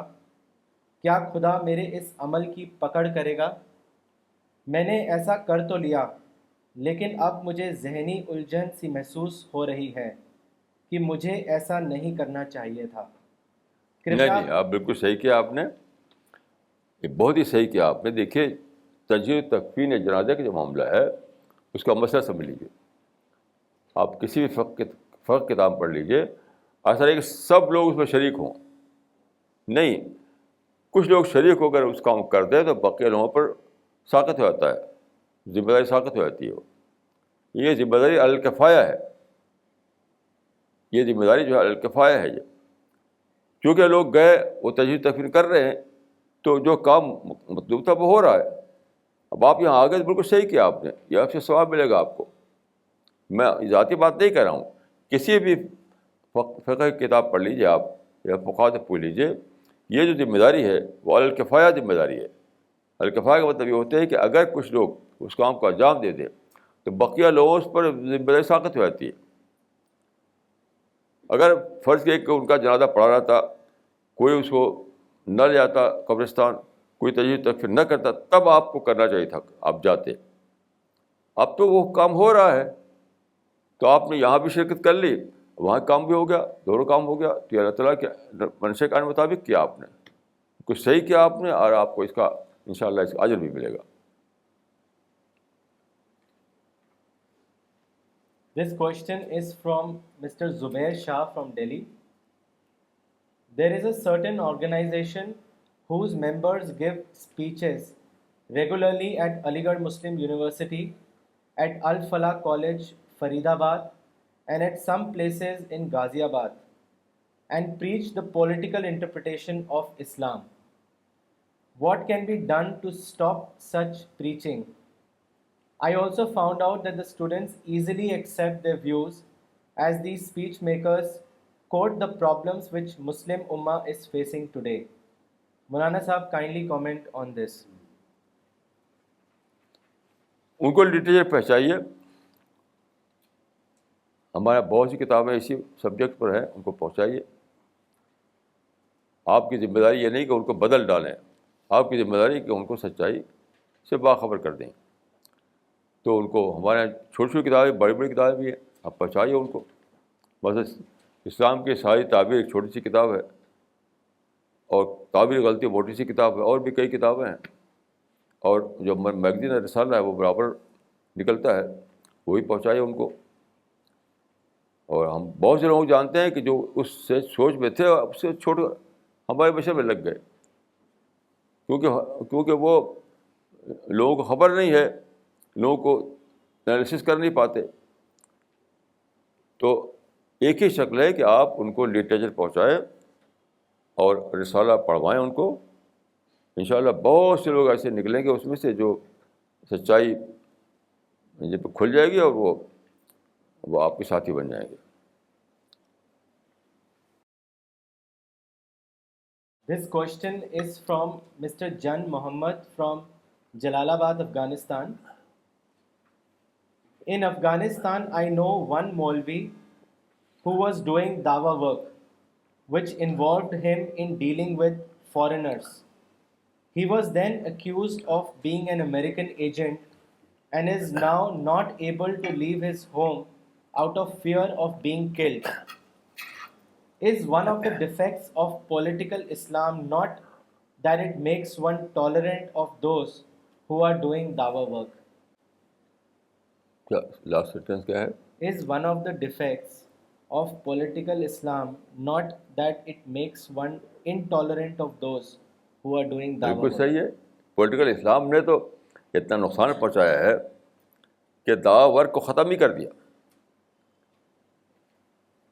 پولیٹیکل اسلام کا بہت زیادہ نقصانات, بہت سارے نقصانات. دو تو بالکل کلیئر ہیں.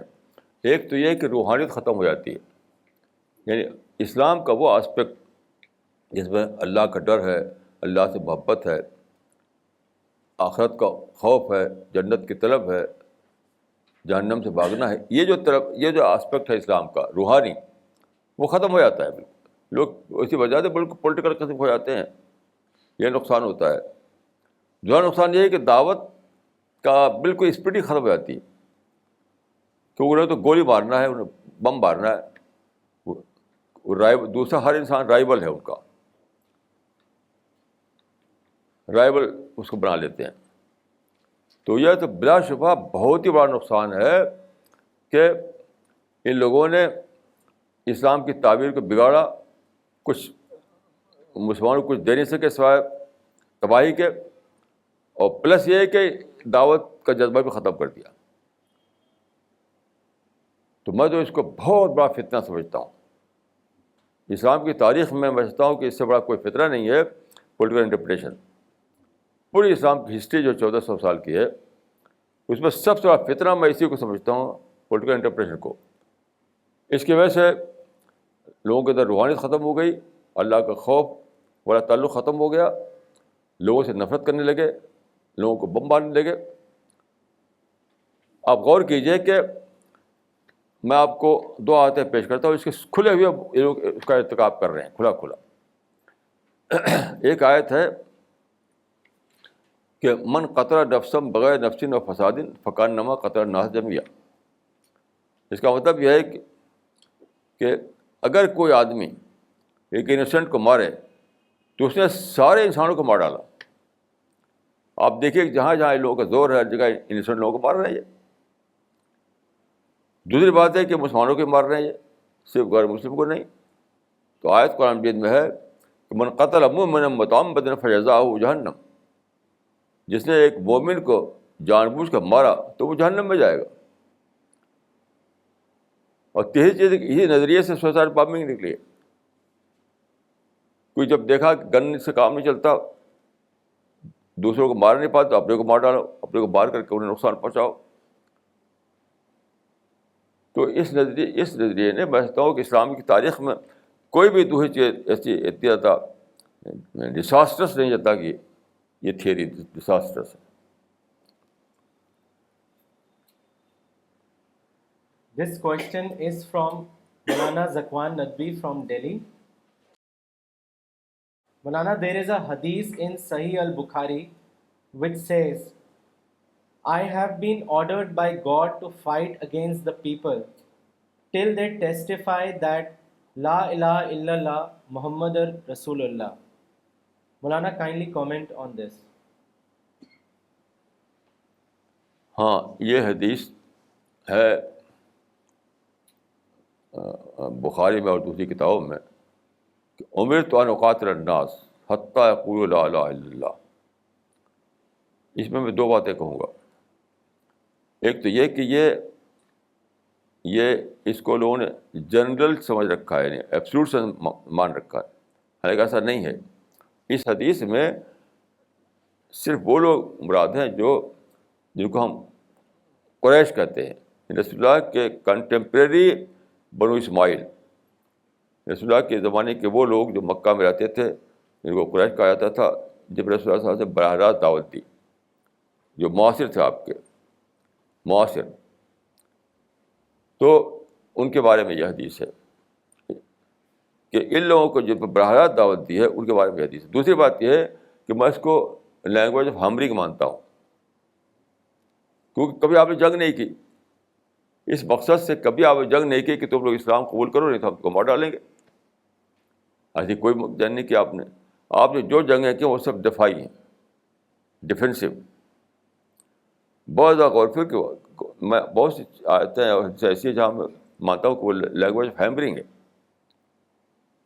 جیسے انڈیا میں بہت سنتے ہیں کہ ہماری لڑائی فرقہ پرستوں سے ہے, تو کیا وہ لڑائی چھیڑتے ہیں؟ وہ آپ بہت سنتے ہو اسٹیج پہ بولتا ہے ایک آدمی کہ ہماری لڑائی کمزور طاقتوں سے ہے, تو کمزور طاقتوں سے خلاف وہ کوئی فوج دوڑاتا ہے, بم مارتا ہے اس کو. یہ ہے لینگویج آف ہیمرنگ. اور اس کا ثبوت یہ ہے کہ کبھی آپ نے ان کے خلاف لڑائی چھڑی نہیں. یہ کہا کر کہ تم اسلام قبول کرو تو ہم مار ڈالیں گے تم کو. اس بات کو سمجھ لیجیے کہ داعی جو ہے وہ اکثر لینگویج آف ہیمرنگ استعمال کرتا ہے, یعنی سخت لفظ بولتا ہے اس لیے کہ لوگوں پہ اثر پڑے, بس, یہ زیادہ اور کچھ نہیں.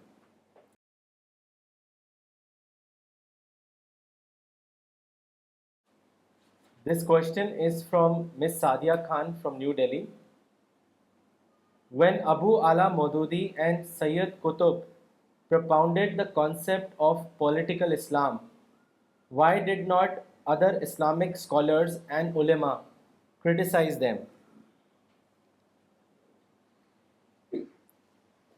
ہاں, میرے سوا بھی کئی لوگوں نے اس پہ کرٹیسائز کیا, جیسے مولانا ابو الحسن ندوی نے کیا, مولانا مظہر نعمانی نے کیا. تو ایسا نہیں کہ وہ کسی نے نہیں کیا ہو, البتہ ہے کہ دوسرے علماء نے, بہت سے علماء نے کیا ہے. دوسرے علماء کی تنقیدیں جو ہیں اتنا زیادہ مدلل نہیں ہیں, مطلب ریزن بیسڈ نہیں ہیں. میری تنقید بہت زیادہ ریزن بیسڈ ہے, یہ فرق ہے. ورنہ بہت سے لوگ ہیں جنہوں نے ان کے اس سے اختلاف کیا اور اس کو غلط بتایا. تو غلط بتانے والوں میں اکیلا نہیں ہوں.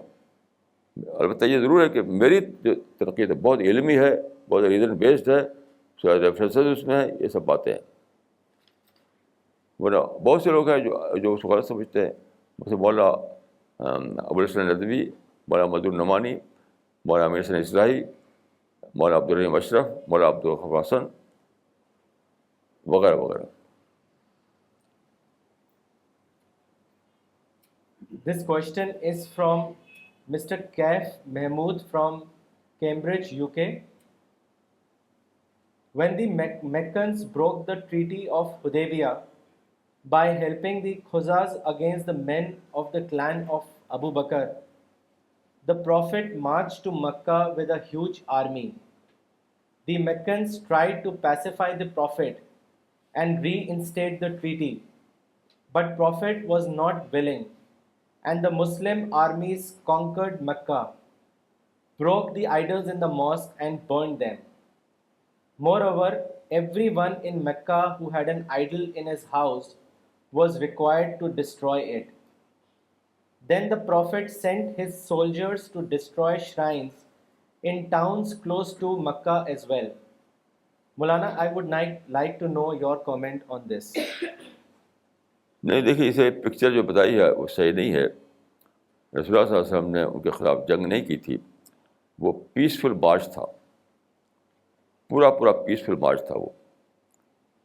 اور اس وقت بات کیا تھی کہ مسلمان میجارٹی میں ہو چکے تھے. یعنی قریش کے سردار جو ہے ابھی مخالف بنے ہوئے تھے، لیکن لوگ میجارٹی میں ہو چکے تھے.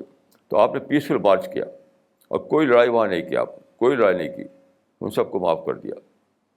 تو پیسفل انہوں نے ان کی غلطی یہ تھی کہ کعبہ جو تھا، جو سب کے لیے تھا، وہاں سے روک رکھا تھا. انہوں نے کعبہ نہیں بنایا تھا، کعبہ حضرت ابراہیم میں بنایا تھا.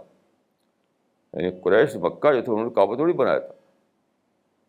انہوں نے روک رکھا تھا کہ وہاں رسول اللہ عمرہ کرنے کے جانا چاہتے تھے اور روک دیا کہ ہم عمرہ نہیں کرنے دیں گے. یہ کیا حق تھا ان کو کوئی حق نہیں تھا اس کا. تو آپ جب میجارٹی آپ کے ساتھ ہو گئی تو آپ نے مارچ کیا، ظاہر ہے کہ وہاں آپ کا ڈومینیشن قائم ہو گیا بغیر لڑائی بھڑے. کوئی لڑائی بھڑائی نہیں ہوئی. جہاں تک بدھ کی بات ہے تو بدھ جو تھے یہ صحیح نہیں ہے. جب بدھ پوجنے والے نہ رہیں تو وہ کیا ہوگا؟ بدھ ایسے چاہیے کہ بدھ پوجنے والے نہیں رہے. انہوں نے توڑا، جو پوچھتے تھے انہوں نے توڑا تھا، رسول اللہ نے نہیں توڑا تھا. رسول اللہ نے ایک بت نہیں توڑا. تو دو باتیں سمجھنا چاہیے کہ انہوں نے کعبہ سے روک رکھا تھا لوگوں کو جس کا کوئی رائٹ نہیں تھا، تو رسول اللہ نے پیسفل مارچ کیا. اور دوسری بات ہے کہ بتوں کو جنہوں نے توڑا وہ وہی تو ہے جو اس کو پوچھتے تھے پہلے. اب ان کا بدل گیا، ان کا یعنی مذہب، تو انہوں نے اس کو توڑا. رسول اللہ نے کسی بت کو نہیں توڑا تھا. اس پر آپ اگر ڈیٹیل جاننا چاہیں تو میری کتابوں میں بات لکھی ہے، میں نے اس کو آپ پڑھ سکتے ہیں. This question is from Mr. Mujahid Karim from Mehroli, New Delhi. Maulana, there are so many Islamic organizations who are doing dawah work these days, but there are a lot of differences. For example, there are people who are doing dawah work through Tablighi Jamaat, Jamaat-e-Islami and Ahle Hadith. I would like to know your comment on this. دیکھیے، یہ لوگ دعوت work نہیں کر رہے ہیں، دعوت کا نام ضرور لیتے ہیں. ایک ہے دعوت کا نام لینا، ایک ہے دعوت کا کام کرنا. تو تبلیغی جماعت جیسے اصلاح کا کام کرتی ہے، نام ہے اس کا تبلیغی جماعت، کرتی ہے مسلمانوں کی اصلاح. اس کے جو وہ تھے یعنی امیر تبلیغ جو تھے مولانا انعام الحسن صاحب، اس کو وہ کہتے تھے کہ یہ ہماری تحریک جو ہے مسجد وار تحریک ہے. بالکل صحیح نام دیا تھا انہوں نے. تو تبلیغی جماعت مسجد وار تحریک ہے، اور دعوت تو ہوگی جب وہ مندر وار تحریک ہو، چرچ وار تحریک ہو، گرجا وار تحریک ہو. تو تبلیغ جو ہے نہ تو مندر وار ہے، نہ گرودوارا وار ہے، نہ چرچ وار ہے، مسجد وار ہے. تو مسلمانوں کو نماز روزہ سکھانا، اس کو دعوت سے کوئی تعلق نہیں. جماعت اسلامی کا بھی پولیٹیکل اسٹینڈ ہے، حکومت قائم کرنا، حکومت سے ٹکرانا. اس کا نام دعوت نہیں ہے. سلفی لوگ دعوت سمجھتے ہیں یعنی وہ سو کال مشرکانہ مذاہب سے لڑائی کرنے کو، وہ اس کو دعوت سمجھتے ہیں. یہ سب دعوت نہیں ہے. دعوت نام ہے انذار و تبشیر کا. انذار و تبشیر کے سینس میں دعوت کام صرف ہمارا مشن کر رہا ہے اور کوئی نہیں کر رہا ہے، دنیا بھر میں کوئی بھی نہیں کر رہا ہے. Maulana, he has another question. What is the value of beard, that is dadi, in Islam? If somebody cut his beard, is he considered gunegar? What will be the fate to these people who cut it, and what is the benefit of the Sunnah followers? Can a non-bearded Muslim enter Jannat? دیکھیے جنت دوزخ کا فیصلہ تو اللہ ہی کو معلوم ہے، لیکن میں یہ کہوں کہ داڑھی جو ہے فرض نہیں ہے، سنت ہے. فرض نہیں ہے، سنت ہے، لیکن میں اس کو ضروری سمجھتا ہوں کیونکہ یہ اسلام کی پہچان بن گئی ہے. داڑھی جو ہے پہچان بن گئی ہے. تو میں یہ نہیں کہوں کہ وہ جو داڑھی نہ رکھے وہ جہنم میں جائے گا، یہ تو رائٹ نہیں کسی کو کہنے کا، لیکن ایک پہچان کے طور پر وہ سنت ہے بلا شبہ. تو اس میں میں ایک قصہ سناؤں گا، بہت ہی دلچسپ قصہ، کہ بھوپال میں ایک بزرگ، ان کا نام تھا شاہ یعقوب مجددی. ایک بزرگ تھے بھوپال میں. تو ایک آدمی ان کے پاس آیا، وہ داڑھی نہیں رکھتا تھا. وہ تو اسے وہ کہا کرتے تھے جب ملتا تھا کہ داڑھی رکھو داڑھی رکھو. تو انہوں نے کہا کہ کیا آپ داڑھی کرتے رہتے ہیں، داڑھی سنتی تو ہے، فرض تو ہے نہیں. تو انہوں نے جواب دیا کہ داڑھی بلا شبہ سنت ہے، لیکن تیرا لہجہ کفر ہے. داڑھی سنت ہے لیکن تیرا لہجہ کفر ہے. تو ایک چیز دیکھ، حرام حلال کے سوا بھی ایک چیز ہوتی ہے. حرام حلال کے سوا بھی ایک چیز ہوتی ہے. تو میں بھی یہی کہوں گا کہ داڑھی رکھنا فرض نہیں ہے. میں یہ بھی نہیں کہہ سکتا کہ جو داڑھی نہیں رکھے گا وہ جہنم میں جائے گا. لیکن بہرحال داڑھی ایک شعار ہے، داڑھی ایک سنت ہے، ایک پہچان ہے. اس اعتبار سے داڑھی کی بہت اہمیت ہے، اس میں کوئی شک نہیں.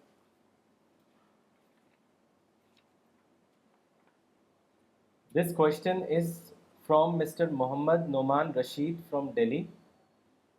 آج کل کفر کے فتوے کا رواج چل گیا ہے. صحابہ کے زمانے میں ایسا نہ تھا. ابن ماجہ میں صحابہ کا یہ عمل بتایا گیا ہے کہ وہ نماز کو چھوڑنے کے سوا کسی اور چیز کو کفر نہیں سمجھتے تھے. اس معاملے کو واضح فرمائیں کہ نماز چھوڑنے کو حدیث میں کفر کیوں کہا گیا ہے؟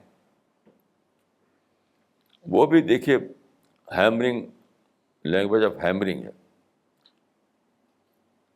یعنی ایک ہے کسی کے اندر یعنی ترغیب و تشویق کے لیے سخت زبان استعمال کرنا، اور ایک ہے کہ آپ فتویٰ دینے لگیں. تو فتویٰ دینے کا حق نہیں ہے آپ کو. اس حدیث میں فتویٰ نہیں ہے، وہ حدیث فتویٰ کی زبان میں نہیں ہے. وہ حدیث جو ہے لینگویج آف ہیمرنگ میں ہے. وہ اس اعتبار سے میں اس کو ٹھیک سمجھتا ہوں اس حدیث کو. باقی جہاں تک تکفیر کی بات ہے تو علماء کا اس پر اتفاق ہو چکا ہے کہ لا نکفر اہل القبلہ، یعنی جو قبلہ کی طرف رخ کر نماز پڑھے اس کی ہم تکفیر نہیں کر سکتے. تو آج کل جو تکفیر ہو رہی ہے یہ تو تکفیر قلمدان کھلا ہوا ہے اور اس کو مہر لگاتے رہتے ہیں لوگ. یہ تو اس کا اسلام سے کوئی تعلق نہیں، اس کا اسلام سے کوئی تعلق نہیں. تو آپ حدیث میں جو بات ہے وہ صرف ہے لوگوں پہ یعنی متوجہ کرنے کے لیے، زور دینے کے لیے انہیں یعنی ان کو یعنی وہ لینگویج آف ہیمرنگ میں بات کہی گئی اس میں بس. باقی فتویٰ دیں آپ، تکفیر کریں کسی کی، تو میں اس کو غلط سمجھتا ہوں، سرتابہ غلط سمجھتا ہوں. آپ نصیحت کیجیے. یہ مفتی لوگ جو ہیں یہ نہیں کرتے، جس کے بارے میں پتہ ہو کہ وہ نماز چھوڑی ہوئی، جا کر اس سے ملیں اور اس سے مہینوں اس کی اصلاح کے لیے کوشش کرتے رہیں. یہ سب کریں، یہ سب کرتے نہیں. تو دیکھیے اسلام میں اس طرح کیسز میں تکفیر نہیں ہے، نصیحت ہے، دعوت ہے، تبلیغ ہے، سمجھانا ہے. یہ کرنا چاہیے. This question is from Miss Sarah Hussain from Delhi. You just said that any person born in any family and following any religion would have to discover the truth about God and religion so that she can follow. But would that not be denying and going against the family's decision of religion? Would it not be easier for a person to acknowledge the fact that there is a creator and that he or she should do good deeds? Kindly comment. کچھ clear نہیں ہے. Madam وہ یہ پوچھ رہی ہیں کہ آپ نے بتایا کہ ہر ایک انسان کو ٹروتھ کو ڈسکور کرنا پڑے گا اور پھر فالو کرنا ہوگا، لیکن ہو سکتا ہے کہ فیملی اس سچائی پہ نہ ہو تو ٹکراؤ ہوگا اس میں. تو کیا یہ کافی نہیں ہے کہ وہ انسان صرف یہی جان لے کہ ایک کریٹر ہے اور وہ اچھے کام کرے؟ تب بھی ٹکراؤ ہو سکتا ہے. ٹکراؤ تو کیوں نہیں، تب بھی ٹکراؤ ہو سکتا مولانا ہے. In the sense that and not following in that truth اور پریکٹسنگ دیٹ ٹروتھ. میں وہ کوشچن کلیئر نہیں ہے. بہرحال میں یہ کہوں گا کہ سچائی جو ہے وہ میٹر آف فیتھ ہے. ہر آدمی کو خود ڈسکور کرنا ہے کہ سچائی کیا ہے. سچائی آپ کو یعنی انہیریٹنس کے ذریعے نہیں ملتی، وراثت سے نہیں ملتی آپ کو سچائی. میں اس کو نہیں مانتا کہ باپ سے سچائی مل گئی آپ کو پیدائشی طور پر. سچائی کوئی انہیریٹ کرنے والی چیز نہیں ہے. ہر آدمی کو اسٹڈی کرنا ہے، ہر آدمی کو سچائی کو ڈسکور کرنا ہے. اور آج کل کے زمانے میں آپ جانتے ہیں کہ ہر جگہ ریلیجس فریڈم ہے، انڈیا میں بھی ہے. انڈیا کا جو کانسٹیٹیوشن ہے اس میں لکھا ہوا ہے کہ ہر آدمی کو حق ہے کہ وہ جس مذہب کو چاہے مانے، جس مذہب کو چاہے فالو کرے، اور جس مذہب کو چاہے لوگوں کے سامنے پیش کرے. دونوں یہ بھی فریڈم ہے. تو میں سمجھتا ہوں کہ دنیا میں اقوام نیشنز کا جو چارٹر ہے اس میں بھی لکھا ہوا ہے، اور سارے کنٹریز کے کانسٹیٹیوشن میں لکھا ہوا ہے کہ ہر آدمی کو پوری مذہبی آزادی ہے. چاہے اس کو فالو کرے، چاہے اس کو ڈسیمنیٹ کرے، چاہے اس کو کچھ بھی کرے، کوئی روک نہیں سکتا اس کو. صرف ایک ہی چیز رکاوٹ ہے، وہ وائلنس ہے. جب تک آپ وائلنس نہیں کرتے ہیں آپ کو ٹوٹل فریڈم ملی ہوئی ہے، یعنی اپنی کنٹری میں بھی اور دوسرے جگہوں میں بھی. تو میں نہیں سمجھتا کہ کوئی پرابلم ہے. This question is from Miss Razia Siddiqui from New Delhi. If all Muslim scholars were unanimous in their opinion about the correct interpretation of the Quranic verses, why did they not object to the rise of such grievously erroneous political interpretations? Kindly comment. یعنی کس کے بارے میں؟ Political activity کے بارے میں؟ جی نہیں، میں نے جو ریفرنس دیا پچھلے کمنٹیٹرس کا، عربک بکس کا، جو اس سے پہلے لکھی گئی کتابیں عربک بکس، اس کو میں جو کلاسیکل بکس ان کے بارے میں نے کہا ہے کہ جتنے بھی کلاسیکل بکس ہیں قرآن پر، اس میں کوئی بھی نہیں ہے جو اس کو مانتا ہو. باقی آج کل تو وہ اکثر لوگ جو ہیں، آج کل کے میں نہیں ریفر کیا ہے اس کو، کلاسیکل بکس کے ریفر کیا ہے. میری کتابوں میں جتنے بھی ریفرنسز ہیں وہ کلاسیکل بکس کے ہیں جو عربی کتابیں ہیں.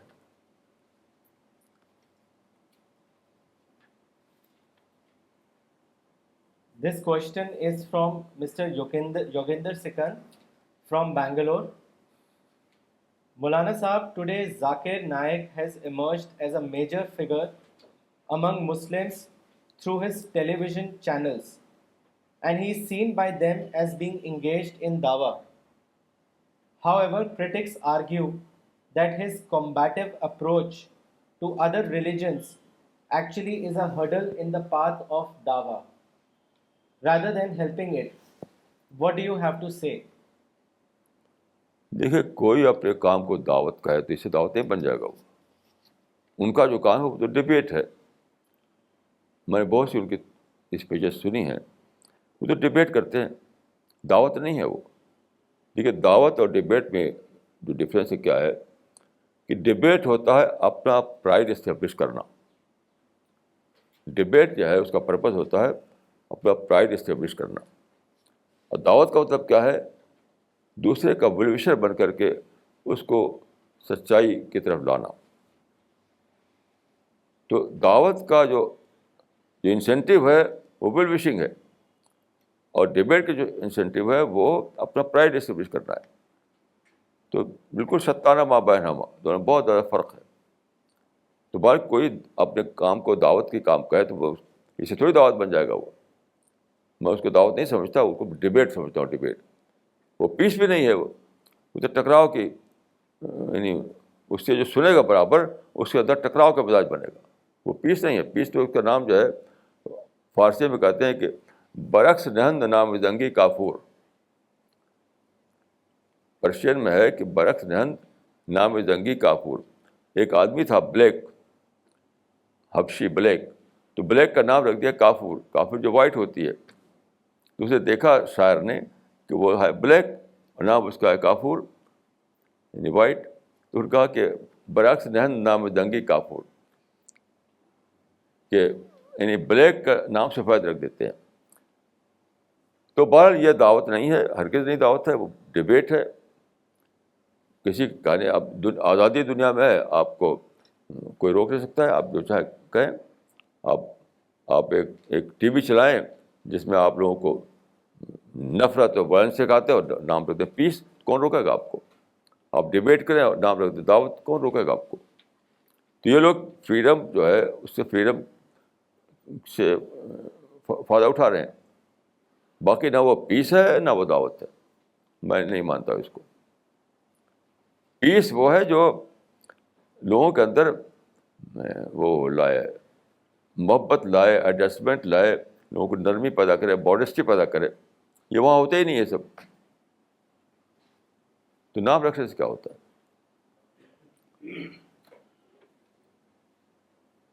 This question is from Dr. Farida Khanam from Delhi. There is a verse in the Quran, chapter 17, verse number 78. It says, the recitation at dawn is witnessed. Kindly explain this verse. ان قرآن الفجر کان مشہودہ. صبح کی جو قرأت ہوتی ہے وہ یعنی فرشتوں کے پریزنس میں ہوتی ہے. وہ یہ مطلب اس کا, یعنی صبح کا وقت جو ہے بہت ہی قیمتی وقت ہوتا ہے, اس میں فرشتے بہت زیادہ آتے ہیں. تو صبح کو اگر نماز پڑھیں اور قرأت کریں تو فرشتوں کے پریزنس کی وجہ سے بہت ہی اسپریچول ماحول بنے گا, بہت زیادہ آپ کو انسپریشن ملے گا. یہ مطلب ہے.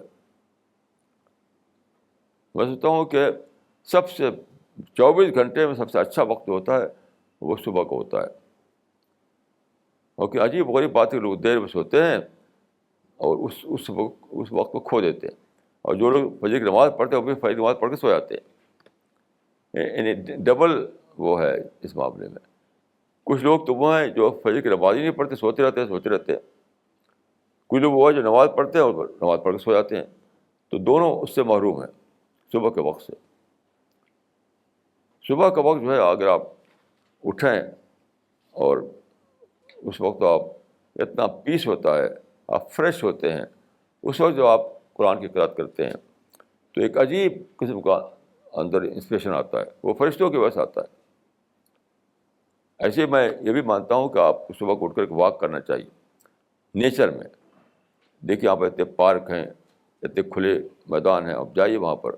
تو اس کو میں کہا کرتا ہوں کہ واقعی تہجد, کہ آپ چل رہے ہیں, ہر طرف یعنی سین ہے نیچر کا, درخت ہیں, چڑیوں کی آوازیں ہیں.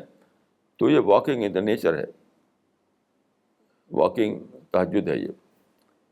تو میں سمجھتا ہوں کہ ہماری ٹیم میں, ہمارے سی پی ایس میں تو ضروری لوگوں کو یہ کرنا چاہیے کہ صبح کو ہرگز نہ سوئیں, رات کو سویرے سوئیں, صبح کو سویرے اٹھیں. وہ انگریزی کا مسئلہ ہے کہ early to bed early to rise. بہت صحیح بات ہے یہ, early to bed early to rise. اس طرح سے آپ صبح کا وقت کھوئیں گے نہیں. تو ہمارے یعنی سبھی کو ہی کرنا ہے, لیکن ہماری ٹیم میں تو سمجھیے کہ فرض کے طریقے سے پکڑنا چاہیے ہر آدمی کو. تو میں تو یہی کہوں گا کہ آپ لوگ ایسا کریں.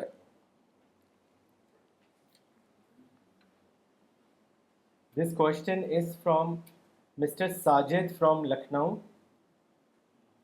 Maulana Saab, will praying namaz in masjid give more ajr as compared to praying at home? Kindly give your comment.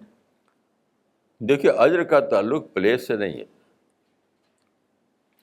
یہ بہت ہی غلط سوچ ہے کہ پلیس سے اجر بڑھ جاتا ہے.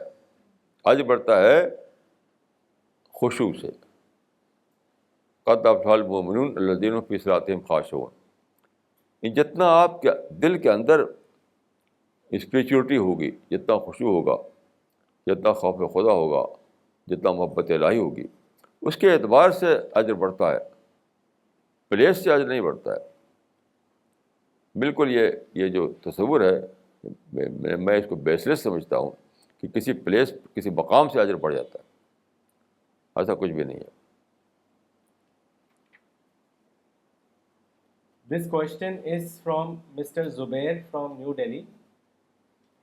Why did the Khulafa forcefully made the people to perform 5-time prayer and give zakat? نہیں, ایسا کچھ تو نہیں ہے کہ فورسفلی کوڑا بار کر کے نماز پڑھواتے, ایسا کچھ نہیں. ہمیں زور دیتے تھے, لوگوں کو تاکید کرتے تھے. میں مانتا ہوں کہ دیکھیے 5 ٹائم نماز جو ہے وہ کیا ہے, وہ کمپلسری روٹین ہے. نماز 5 وقت کی جو ہے اگر اس میں کمپلشن نہ ہو تو آدمی پڑھ نہیں پائے گا. کوئی بھی چیز میں دیکھیے کمپلشن ہو تو آپ نہیں پڑھ پاتے, کر نہیں پاتے. جیسے آپ فرض کیے کہ کسی کمپنی میں کام کرتے ہیں, کسی کالج میں کام کرتے ہیں, اگر آپ کو یہ ڈر نہ ہو کہ میرا ریکارڈ خراب ہو جائے گا تو آپ کوئی ٹائم پر نہیں جائیں گے. سب کا حال ہی ہے. ریکارڈ خراب ہو جائے گا تو دوڑ کے پہنچے گا ٹائم پر, نہیں تو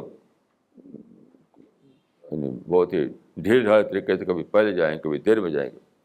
تو کمپلشن بہت ضروری ہے. تو میں سمجھتا ہوں کہ اصل نماز تو یہی ہے کہ خشوع کے ساتھ پڑھی جائے.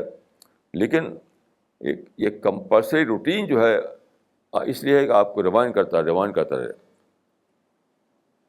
تو یہ بغیر ریمائنڈ کیے ہوئے آدمی کو ذہن سے نکل جائے گا. تو کمپلسری ریمائنڈر ہے 5 وقت کی نماز. تو ایسا نہیں ہے کہ وہاں کوڑا مارا جاتا تھا, زور دیا جاتا تھا. وہاں مسجدوں میں کہا جاتا تھا, مسجد کے باہر کہا جاتا تھا. ہم بھی زور دیتے ہیں اس پر. Maulana, he has another question. European countries are banning burqas. What should be our reaction? میں سمجھتا ہوں کہ لوگ جاتے ہی کو یورپ میں, جو مسلمانوں کو برقع پہننا ہے تو وہاں جان کی جاری ضرورت ہی کیا ہے. ان کا اپنا کلچر ہے, اس کلچر کے مطابق وہاں رہیے تو جائیے, نہیں بچ جائیے. میں ان کا حق سمجھتا ہوں ان ملکوں کا کہ وہ اپنے کلچر کو وہاں پر یعنی رائج کریں.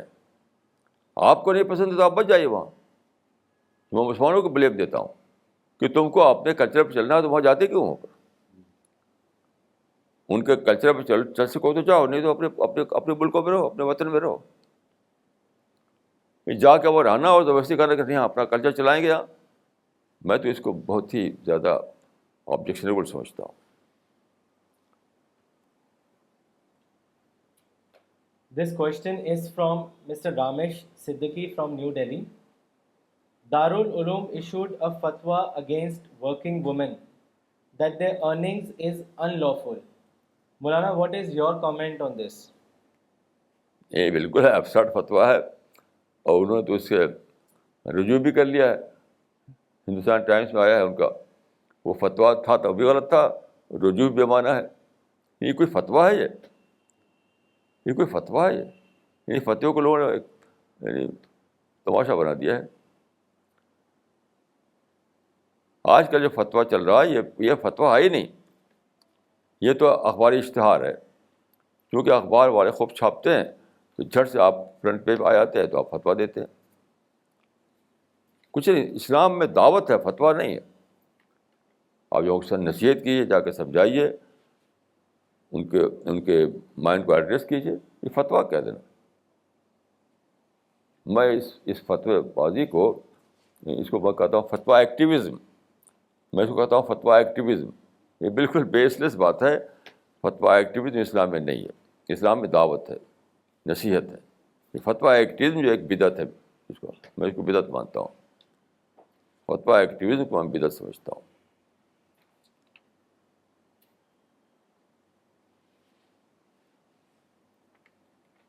This question is from Dr. Farida Khanam from New Delhi. Why is it that people do not ask for fatwa for members of their own families? There are so many children who do not follow all the commands of the Quran like their parents do. Why this double standard? They ask fatwa for others, not for themselves. یہ بہت صحیح بات ہے, بہت ہی صحیح بات. ہمیشہ دوسروں کے بارے میں فتویٰ پوچھتے ہیں, اپنے بارے میں نہیں. اپنے بچہ کچھ بھی کرے, اپنے بیٹے بیٹیاں جا کر یورپ امریکہ میں کیسے بھی رہیں, اس کا کوئی فتویٰ نہیں پوچھتا. یہ تو بالکل ڈس آنیسٹی ہے کہ اپنے بیٹے بیٹی کو, اپنے پوتے پوتا, اپنے نواسی کو چھوٹ دیے ہوئے ہوں اور دوسرے بڑے فتویٰ پوچھتے ہیں آپ. تو فتویٰ پوچھنے والا بھی غلط ہے, فتویٰ دینے والے بھی غلط ہے, دونوں غلط ہیں. اس کاروبار کو بند کر دینا چاہیے بالکل. یہ ریڈیکولس ہے, ریڈیکولس.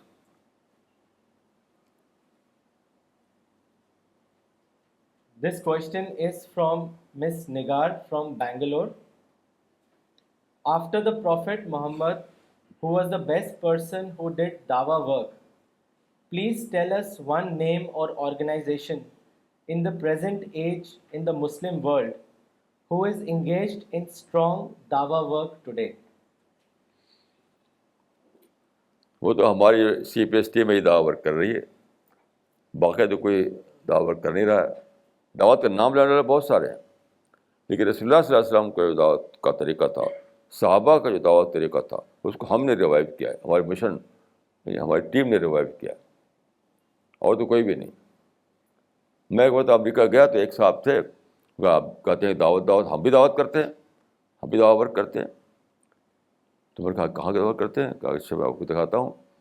تو انہوں نے اپنی گاڑی پہ مجھے ایک جگہ بھیجا. یہ واقعہ ہے کیلیفورنیا کا, کہ وہ جو دعوت ورک کر رہے تھے اس کو دکھانے کے لیے بھیجا انہوں نے مجھ کو.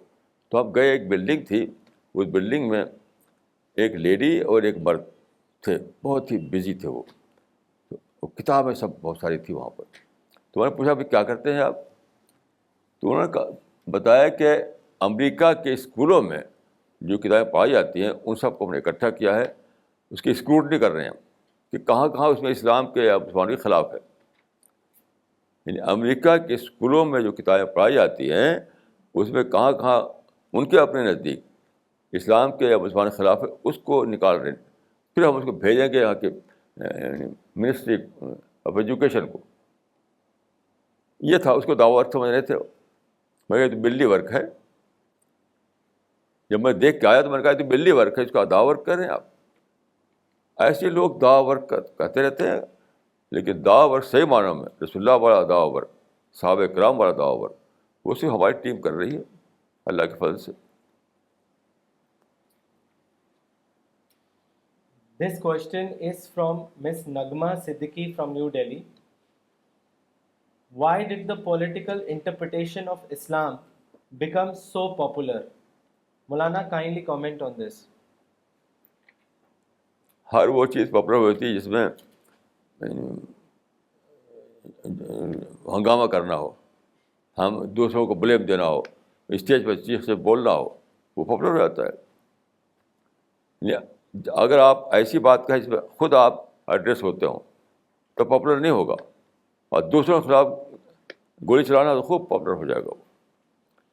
تو جو بھی پاپولرٹی اس کو ملی اس کو اسی لیے ملی کہ دوسروں کے خلاف وہ بندوق چلاتا ہے, دوسروں کے خلاف اسپیچ دیتا ہے, دوسروں کو بلیم دیتا ہے, دوسروں کو غلط بتاتا ہے, تو خوب پاپولر ہو جاتا ہے وہ. اپنی اصلاح اور اپنے یعنی اپنا محاسبہ, اپنا انٹراسپیکشن جو کرے گا وہ کبھی پاپولر نہیں ہوگا. یہ تو چیپ پاپولرٹی ہے. چیپ پاپولرٹی آپ جب سے آپ بھی لے سکتے ہیں, آپ ایسا کام کیجیے کوئی, ابھی آپ کو چیپ پاپولرٹی مل جائے گی. This question is from Miss Aisha Zakwan from New Delhi. Maulana, what is Iman and what is Amal-e-Saleh? دیکھیں ایمان کا مطلب ہے معرفت. معرفت یعنی ریئلائزیشن. جو شخص یعنی اللہ کو ریئلائز کرے, اللہ کی معرفت کو حاصل ہو, پھر وہ اقرار کرے, تو وہی مومن ہے, وہی ایمان ہے. تو ایمان مینس ریئلائزیشن, ایمان مینس معرفت. عمل صالح کا مطلب ہے اس کے مطابق عمل. جیسا آپ کو معرفت ہوئی ہے, جیسا آپ کو ریلائزیشن ہوا ہے, جیسا آپ نے سچائی کو ڈسکور کیا ہے, اسی پر اپنے عمل کو ڈھال لے تو وہی عمل صالح. تو ایمان نام ہے سچائی کو ڈسکور کرنے کا, عمل صالح نام ہے اس ڈسکوری کے مطابق اپنی عملی زندگی کو ڈھالنے کا.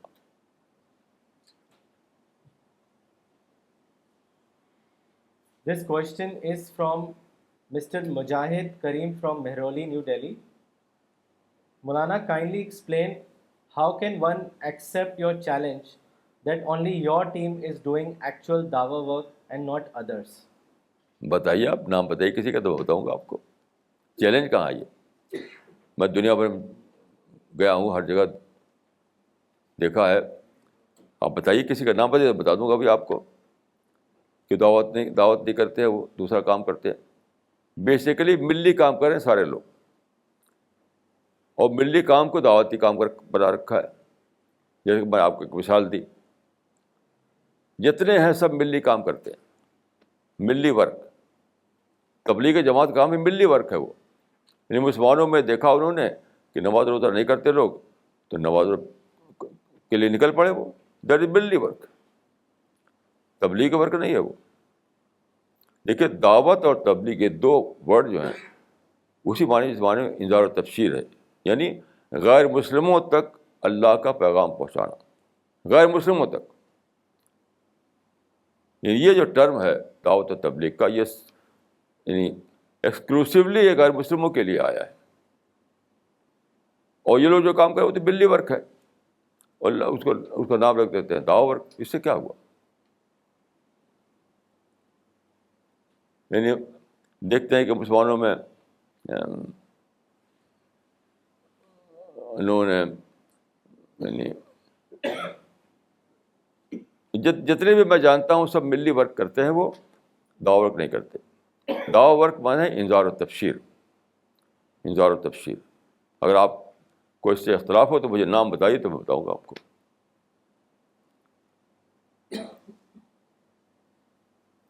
This question is from Mr. Muhammad Arshad Nadwi from New Delhi. Maulana, please tell us your opinion on US President Mr. Obama's policy towards Islamic world. Policy Obama کے ہر ایک یہی کرے گا, دنیا سے اچھے تعلقات بنانا. اوباما کی بات کیا ہے؟ میں اوباما کا نہ دوست سمجھنا نہ دشمن سمجھتا, نہ دوست نہ دشمن. وہ پرو امریکن پریزیڈنٹ ہے, نہ ہم کو دوست سمجھتے نہ دشمن سمجھتے.